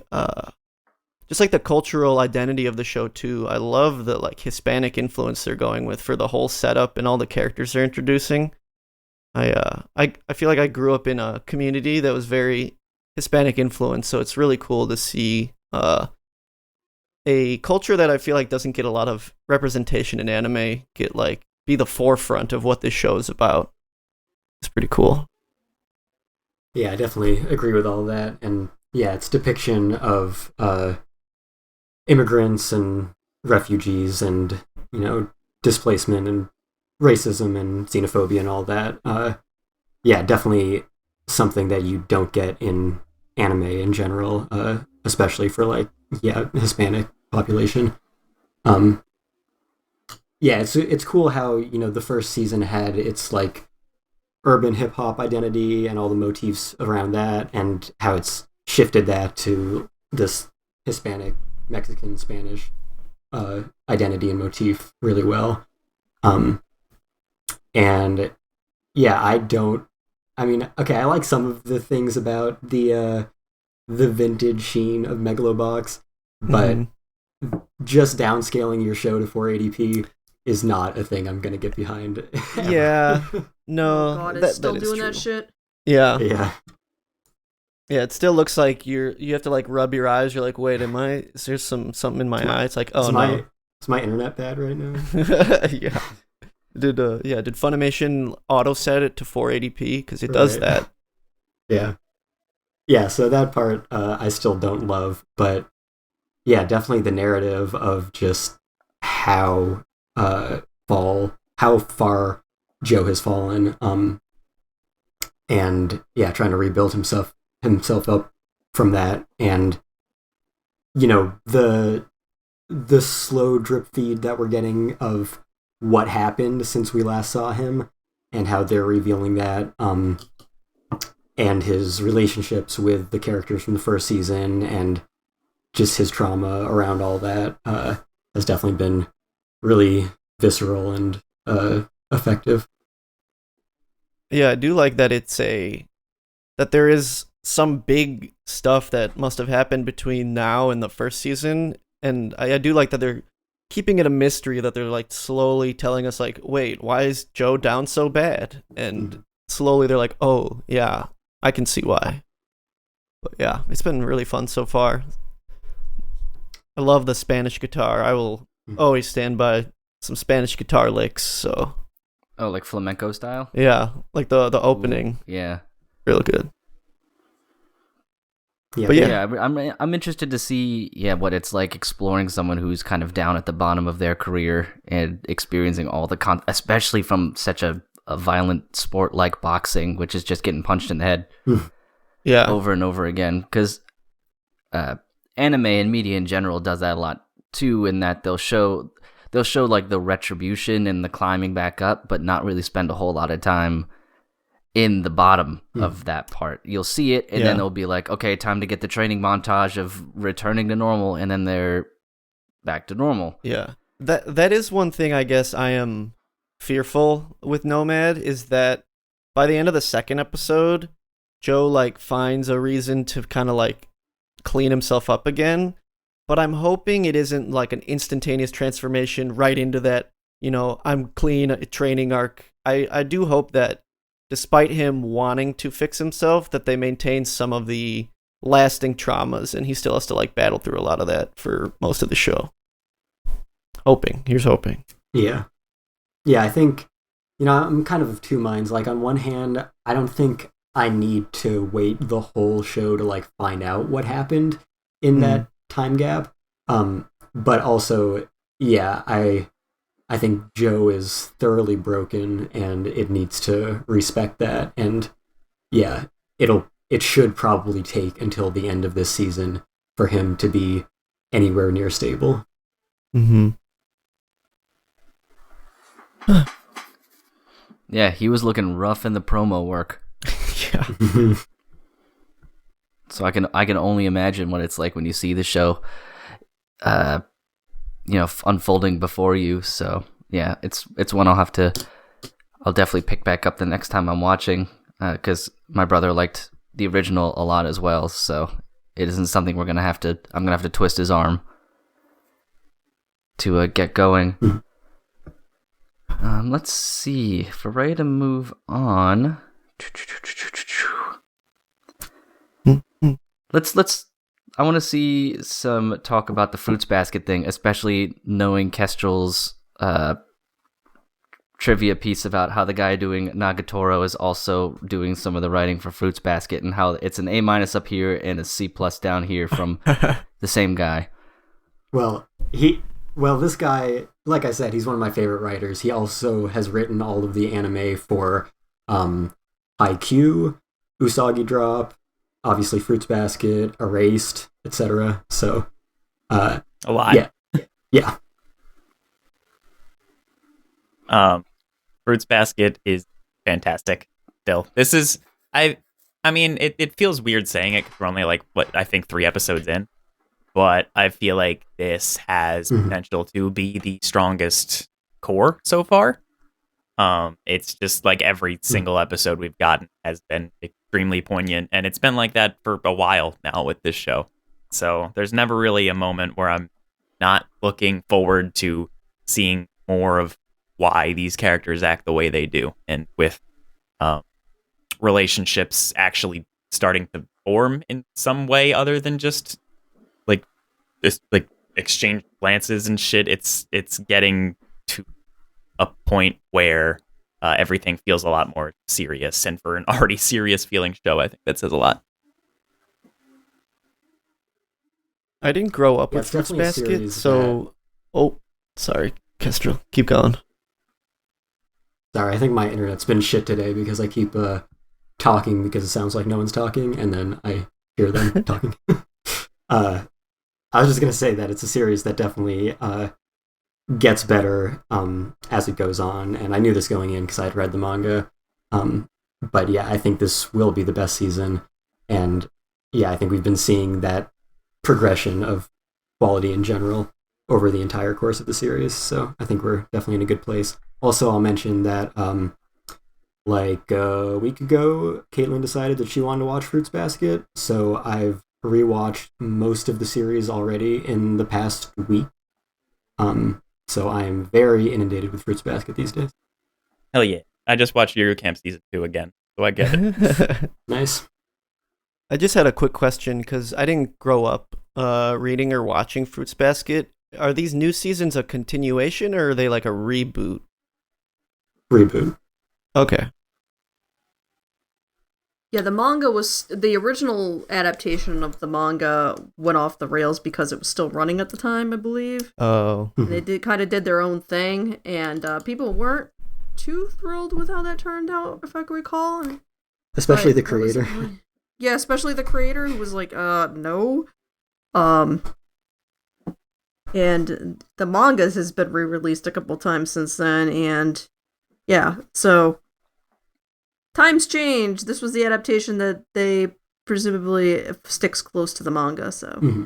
And I think the original creator is like heavily overseeing this entire adaptation because she was so offended by the first one. Wow, she hated it that much. That happens a lot.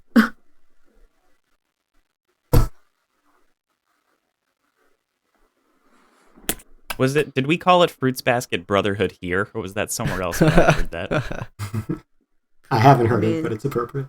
Yeah, because I like it's appropriate. that. And this is like the final as well. This isn't going to be some weird. Okay. And it's only one core this time. The past two seasons were 2 cores each. I am a little concerned that there's not enough time to tell the rest of the story in like 9 or 10 more episodes. It's been a few years since I've read it, but I feel like the pacing they've been going with so far, there's not quite enough time left. Well, that's worrying. Maybe we'll get a movie. That seems to happen a lot now.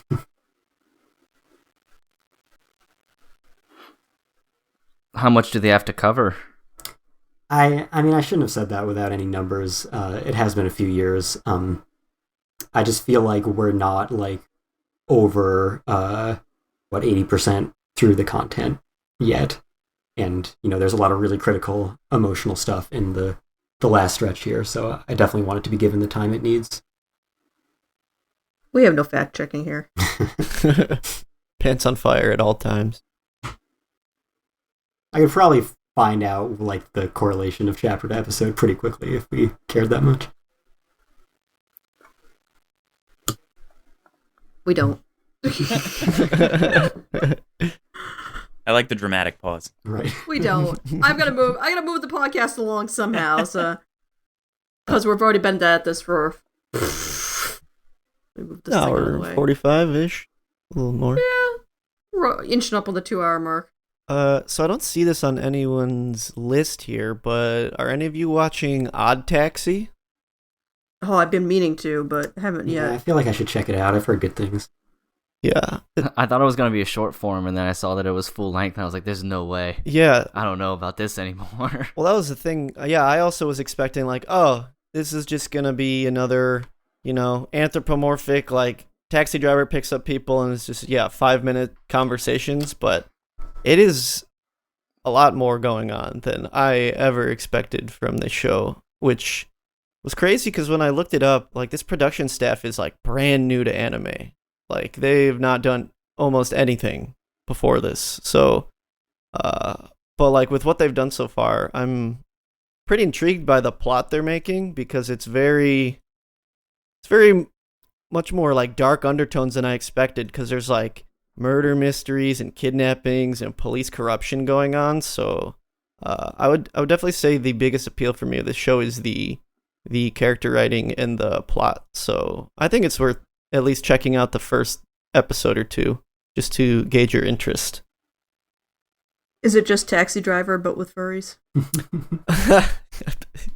It might go in that direction, I would say. But yeah, if that's the other thing is like very non-assuming animation style too, which also would have lended itself to like a short, but still like good shot composition and stuff. So I'm interested to see what they can do with this. Hopefully the plot remains as intriguing as it has been from the beginning. But yeah, that's just a quick little put Odd Taxi on your maybe watch list. I've been meaning to. I should check it out this weekend. Yeah, that sounds a lot deeper than what I thought, which would just be a quirky, weird animal comedy. Yeah. There's the only comedy really comes from like the very like dry interactions between the like behind the times boomer taxi driver and him picking up like kids who want to get like viral on Twitter. So like I think it's worth checking out. But as for something we are all watching, why don't we talk about Vivy? Yeah. I love this show. It's like if fucking Nier Automata had a baby with plastic memories and that baby had a baby with Guilty Crown. Oh my And- goodness. Jesus, that's a comparison. What a baby. Yeah, it's a fucking mega baby and I'm all about it. It's so good so far. I didn't even have this on my like maybe I'll watch list. It was I ran out of stuff to watch and so I just clicked on it and I was like, let's see whatever the fuck this is. And I immediately fell in love because it's one of those shows where the fucking like first 5 minutes of it are just like, oh snap, and shit hits the fan right away, and it's just super atmospheric, and the sound editing is amazing, and Yeah. it's an all around well made show that's super interesting and has awesome acting, and I'm really liking it so far, as you can see by it being at the top of my list. Over fucking Blue Reflection, which is a show I never thought I would receive. I see there is a bear. Yeah. Yeah, and the There bear is is a bear. probably the best in the show. He talks so fast.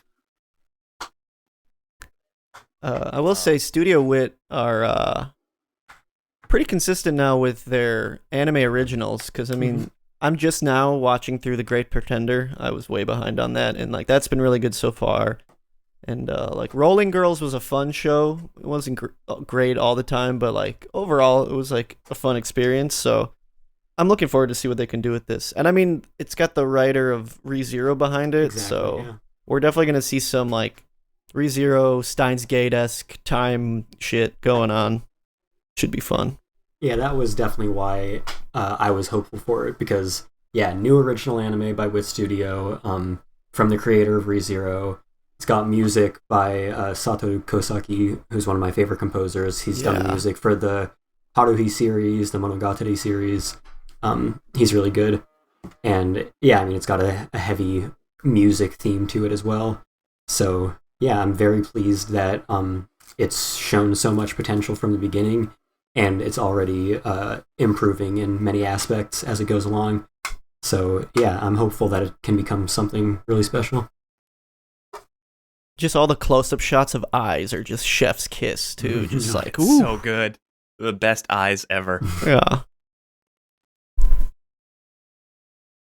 I hope they had just like one person over there that's just on eye duty. Yeah. Like you draw the eye shots. I feel like Violet Evergarden had some of that too, but it's kind of unfair to compare anyone to KyoAni. Yeah. Imagine putting that on your resume. Yeah, I draw eyeballs for a living. Oh, you were the eye guy. Ah. I'm the premier anime eye guy. You know, there has to be one though. It's true. Oh, There's yeah. just like between all the animators over there, like every animator knows like the eye person. Yeah, like this True. isn't the kind of ultra detailed eyes we're talking about, but you know how there are those different like animation techniques, Sakuga techniques that are named after a particular animator because they're so iconic and Yeah. just developed a style. So one of them is the Umakoshi eye, which is like it's hard to explain, but it's like a dramatic close up on an eye that kind of like gets a weird perspective that like the twists around. fisheye it. lens. I was gonna Kinda, say yeah. when Yeah, when I the know character's exactly what you're going talking insane. Yeah, kind whatever. of like that. Yeah, yeah.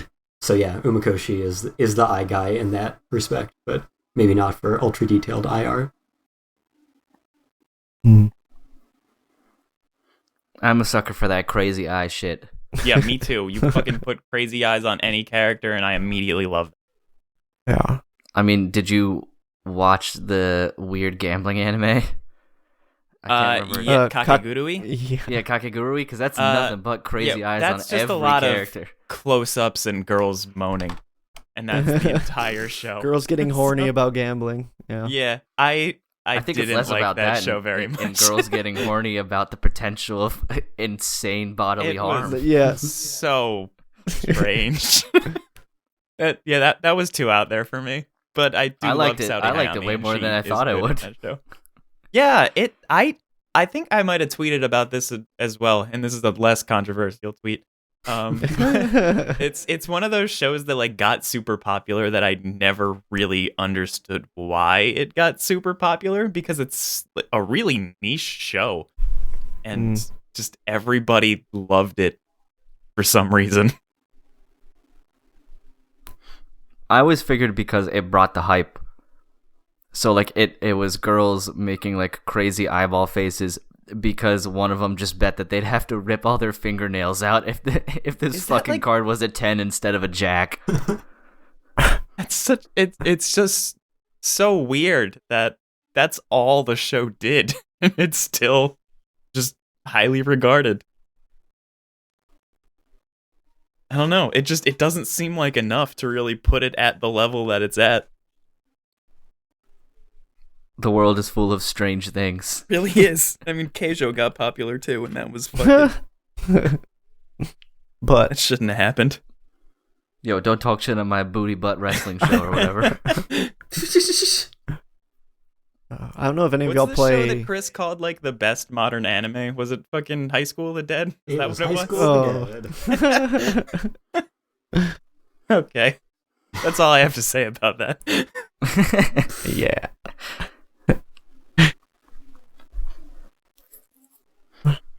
Right. Do we have any other show we want to talk about? Or should we start going into like our final thoughts on things? I could cover my last one real quick that I'm watching.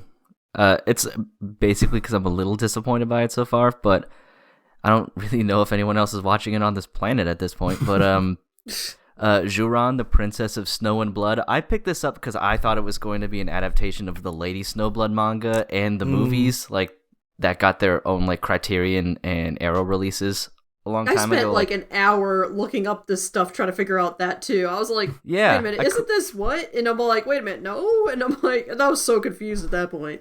Yeah, it feels like a sort of just alternate retelling that uses the property, but only in kind of like a bare bones way. Like it's still a revenge show, and the main woman has the name Yuki in her name, but it doesn't really do much other than that. It's okay. It's a little generic at this point. It's essentially this woman whose family was killed, and she is trying to find the killer of her family while also infiltrating like the Tokugawa shogunate government, which has put a stranglehold on Japan since they found some weird sci-fi element that only Japan has, and all we know about it so far is it glows. Like shiny. It's shiny, and there are people that can turn into animals. So there's that too. So it took a pretty historical fiction revenge show, well, not show, but manga and film that Kill Bill was actually really inspired by, but and turned it into like a weird sci-fi thing. So I don't know. I'll keep watching it a little bit because, you know, the action scenes when they do happen is cool. A lady has an umbrella that's also a crossbow, which is kind of dope. But yeah, I don't know how to feel about it just yet. So hopefully it gets a little bit better. Maybe I should have done a little more research. I was thinking it was just going to be an anime adaptation of the manga and the movies, which I enjoy, but it is not. And I don't even know if it has a whole lot to do with it other than they just took a very similar premise with a very similar title. But yeah, so that was the only other show I was watching thus far. So if anyone else is out watching it, hopefully, I hope you enjoy it more than I am at this point. Is anyone watching Dyna Xenon? The Trigger follow-up to Gridman? I also should, because I watched and liked Gridman. I will say it's more of the same, which is perfect, because I thought Gridman did a really good job. I'll just say that it's, as someone who grew up with a lot of tokusatsu, and like I loved watching Godzilla and Power Rangers and Ultraman and stuff, I feel like Trigger really understands the appeal of tokusatsu while also giving it their stylistic flares through animation and just like blending both of those so well. Because like at times the battles are like very dynamic and Trigger-esque bombasticness, and at times the 3D rigs for the kaiju almost perfectly imitate the guy in a suit feel that like people go to tokusatsu for. So I would highly recommend picking that up if you did enjoy Gridman. How is the I'm assuming they're still using like CGI in the battles. So does that still look as good? Because I thought it looked really good in Gridman for the most part, like pretty smooth. It didn't feel like really janky or anything. It does look really good, and there's a surprising amount of just like 2D very high detailed stills as well of the mech design. So like I feel like during the battles they transition a lot between the 2D and 3D, and it doesn't feel out of place. It won't really like make you like lose the immersion, and like the music is so perfect too. I don't know. It's just such a fun ride so far.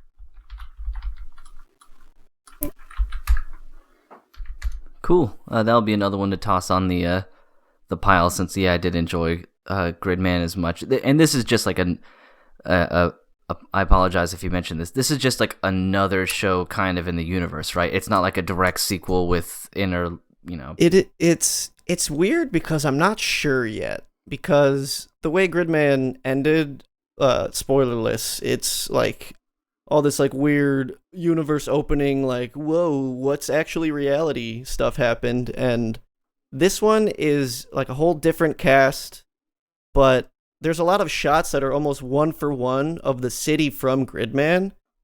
But there are things that are different, like, because in Gridman, when they would like destroy buildings, they would get like rebuilt and stuff, but like the damage is lasting in this show.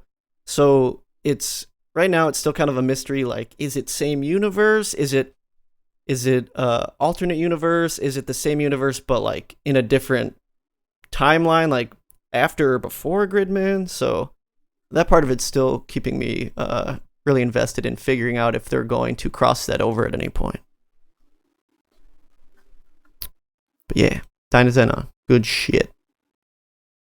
Cool. Well, that's everything that I'm watching, at least. So, if you guys have anything else you want to talk about, I have no idea what our time signature is at this point. Nor do we're a little really over care 2 all hours. That much. Yeah, 2 hours. We went over 3 hours last time. Yeah. Oh god, yeah. Let's not do that again. Not anytime soon, anyway. Yeah. we did pretty good. There are only like 3 more shows I wanted to touch on, and I can do it pretty briefly on all of them. So I'll get that out of the way now. Yeah. Just say good, bad. I'm going to talk a little more than that. But the first of the 3 that I want to mention is a show called Shadow's House, which is the new super dark Cloverworks show. And I have it at a 5.5 out of 10 right now. But I'm in a weird situation with the show where if the things that I've heard about it are in any way accurate, this could very well be like a top 5 show for me. I don't know how slow it's going to be starting off, but I do know that right now I fucking hate the main character. She's so annoying, and her entire personality is just based around how clumsy she is.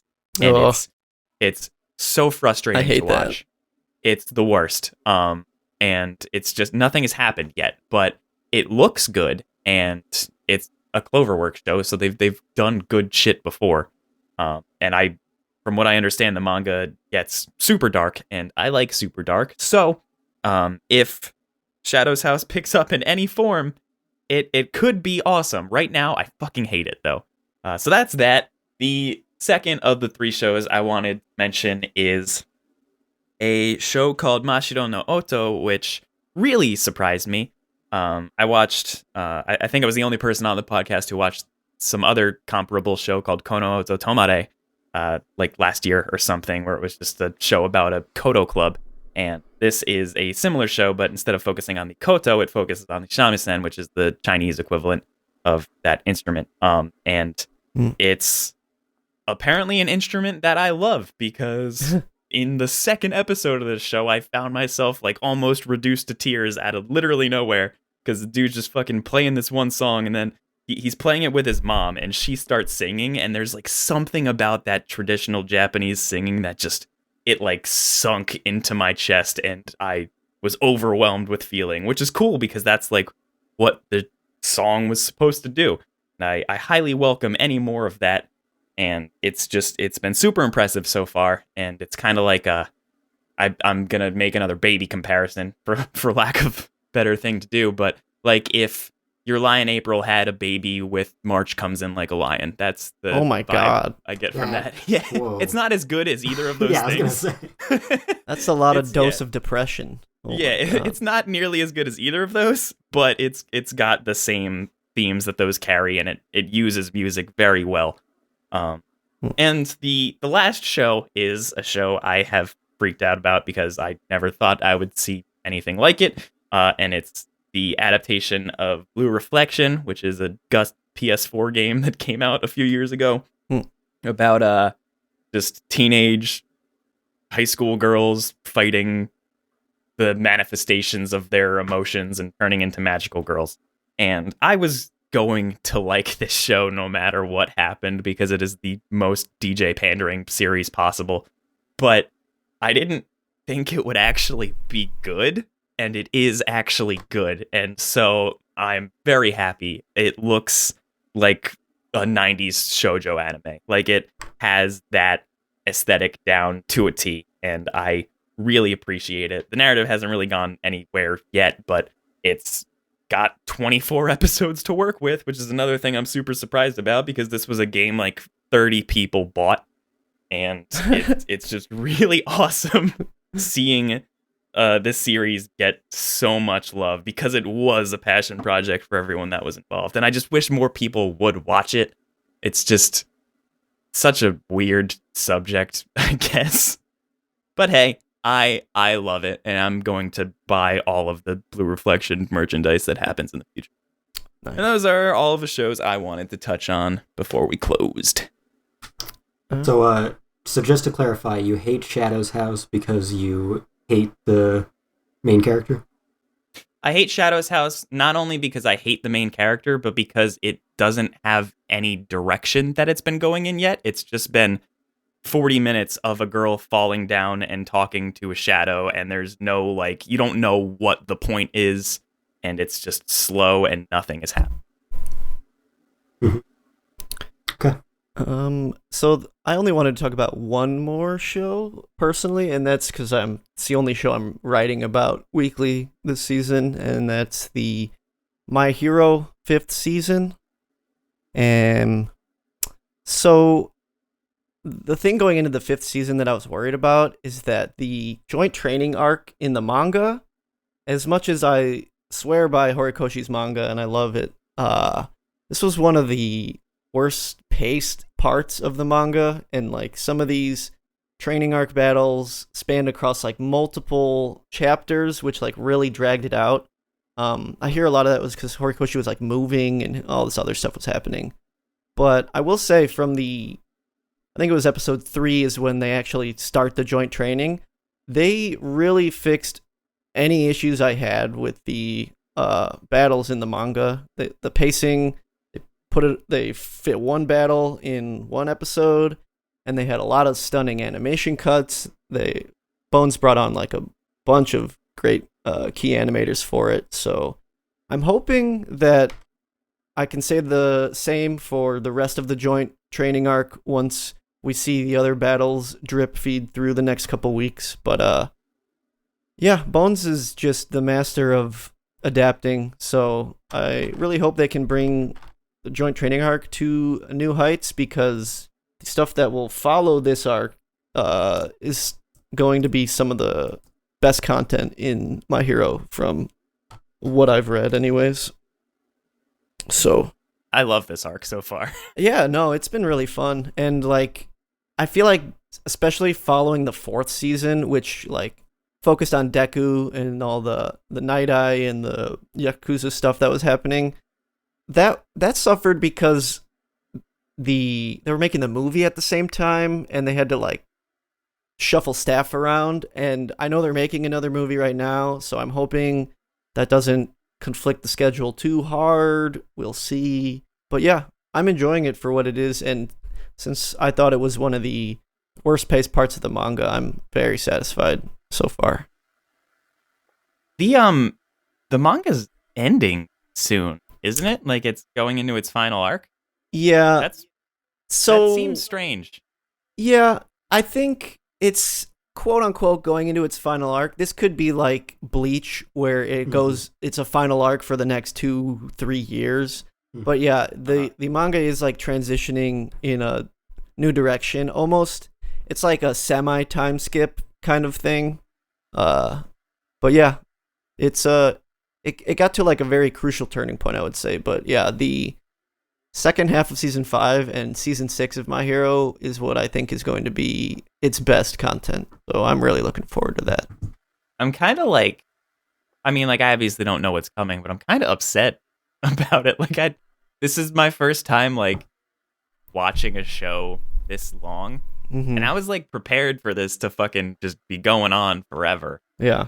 And so the idea of it ending, like, I think they projected like between 400 and 500 chapters worth, to expect it to end around that range doesn't seem like that much, because I read Maho Sensei Negima, and that went up to like 400 plus chapters, I believe. And I don't know. I just want more of it. Like, I'm not ready for. They're still in the fucking first year. Yeah, that's true. Yeah, but I don't know. I guess I don't know if like Horikoshi is going to, because I can see if they do end it in like around 400 or 500 chapters, I have almost no doubt that there will be more spin-offs similar to Vigilantes and like High School Briefs and all the other spin-offs they've been getting. So even if the main story ends, I have no doubt that like all the content surrounding it is going to go on for another decade at least. Because I'm down. Yeah, we can get a series about fucking Deku and Ochiko's kid, and his name's gonna be like Beku or something. I was just thinking of what the like Dekuto, My Hero Academia, Next Generations, Boruto, or yeah, Deku's. Oh, Jesus. Bochiko. Without spoiling anything that's going to happen in the future, the focus eventually shifts back to the League of Villains, and before this point, I feel like Shigaraki is like not a very well developed character, and like really isn't that interesting of an antagonist, but he might be my favorite character now after the League of Villains got their focus in the upcoming arcs. So yeah, he has a lot of potential. I really like his design, but I just wish I knew more about him. Yeah, well, you're gonna get some good stuff, so don't you worry, DJ. Yeah, I really hope that My Hero Academia makes me really care about it again, because it's been a while and it's really been going downhill for me. I'm well past my honeymoon phase with that series, and this season certainly isn't impressing me so far. It seems like My Hero Academia kind of treads the same water too often. It doesn't have like completely new stuff every arc. And yeah, like I think the most interesting character studies were back in like the second, third season.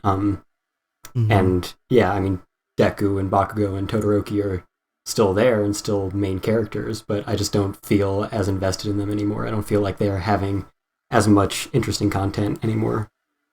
I agree. Well, those I thought the ending of the last season was like going back to the Right. things I loved about it with the fucking Endeavor episode, because that was one of the best episodes we've gotten in a long time. Yeah. Um, I can't but believe they it's saved happening that after for that. like the literal last episode last of the episode, season. yeah. That was the thing. One of my roommates, he was like watching it, and he got to like the end of the school festival and was like, "All right, I think I've got everything I got out of the season." And I was like, "No, you have to literally watch the last episode because it's maybe the best of the season."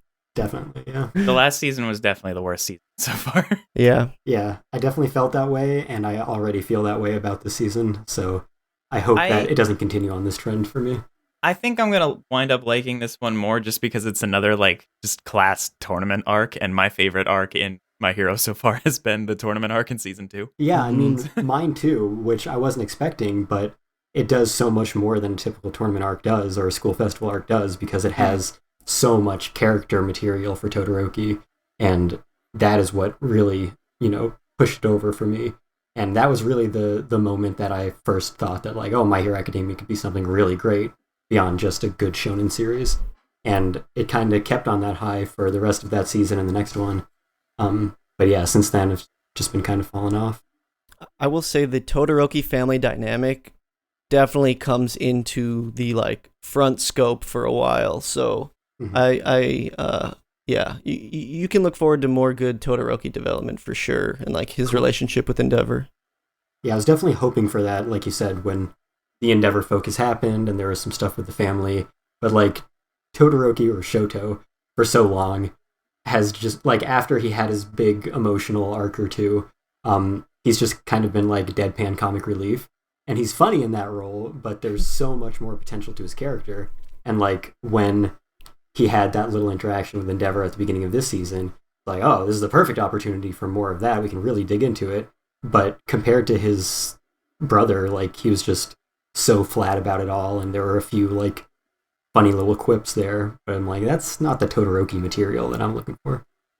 Yeah, this joint training arc does kind of feel like a bit of a sidetrack because the stuff that comes after it falls in line pretty succinctly with the stuff they set up at the beginning of the season, like with Hawks meeting up with the League, and yeah, Todoroki and his dad reconciling again, but we'll get back to that after some good old Class A versus Class B warfare. But yeah, that's about all I got to say on the My Hero.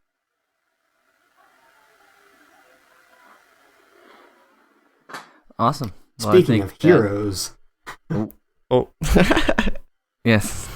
I think if that's it, we can move into the recommendations patch of the podcast here. Unless we have any other stuff to speak on. I'm going to go ahead and just preview my recommendations by saying I don't think I have one. Oh. Outside of just the shows that I'm watching now, and I like them, so other people should also watch them. But looking at like physical releases, I don't really have anything, so. Oh, Naruto set 3 though.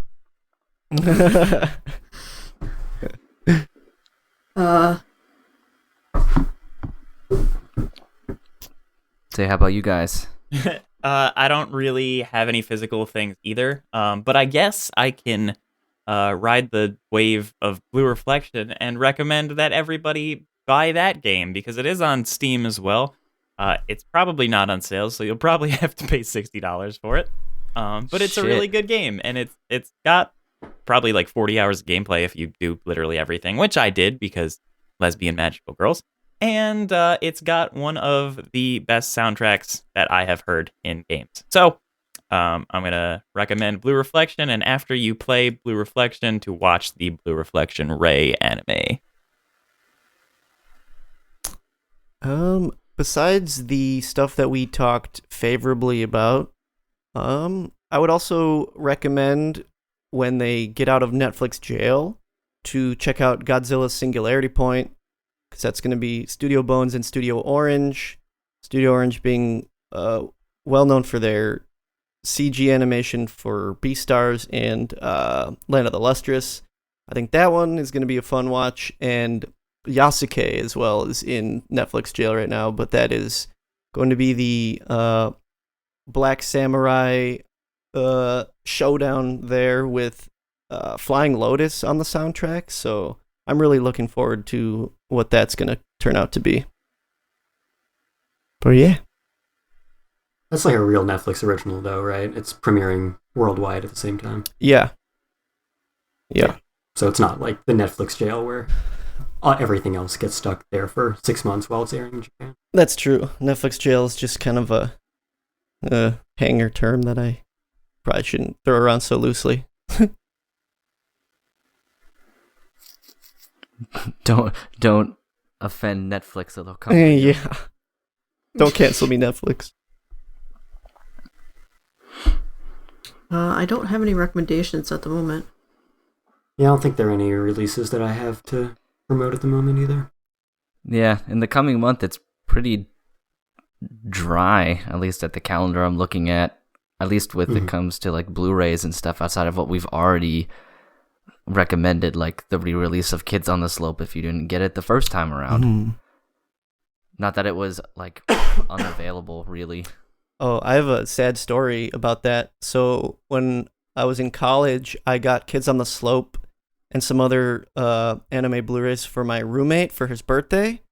And when we were moving out of college, the moving company stole his box of Blu-rays. So he no longer has that, and he didn't even get a chance to watch Kids on the Slope. So I was very sad. Well, buy it for him again. Yeah, Send it that's to him. true. Yeah. Because it's a great show, and it's probably 1 and 2 interchangeably in my music-based anime between that and Beck. It just, I guess it depends if I'm in a rock or a jazz mood. Right. But yeah, if nobody has any other recommendations, I think we can wrap it up. All right, so you can find the podcast wherever you find podcasts. Subscribe, rate, and review. We are on Apple Podcasts, Google Podcasts, Spotify, Stitcher, SoundCloud, iHeartRadio, Alexa, fandompost.com. You can find us on social media. Please follow us and share our stuff and get in contact with us. We are on Twitter and Facebook at Fandom Post Radio. And you can also get in contact with us via email, fandompostradio@gmail.com. You can find me on Twitter at FullMetalKyoma, and I did write that 10 years later Steins Gate article. So go check that out and join me in watching Steins Gate weekly. I'm doing that too. Yeah. I should maybe hop on that. It's time for a rewatch, I think. Yeah. Yep, and you can find me right here on the podcast. I don't do anything else with social media or anything, so if you want to hear my opinions, you gots to tune in. Ooh. I'm on Twitter at SonicBug. I don't think I've been posting about much lately. I'm horribly behind on my reviews. That's about it. Well, hopefully I can continue being regular here on the podcast. It's been fun. You can find me Hellshake Brando. I think my Twitter handle is HellshakeB. I'm also on Instagram, YouTube, and I Twitch stream as well. So come through and watch me play some games. Ooh. All right. Well, I think that about wraps it up. Thank you, everybody, for listening. I think everybody here at the podcast hopes you're enjoying your shows this season, whatever they happen to be, and for whatever reason you happen to be watching them. I hope that you pick up some shows that, maybe we liked, based off of what we talked about here. But I think from everyone here at the podcast, have a good night, and please listen and subscribe. Yeah. Bye. Peace out, y'all. Adios.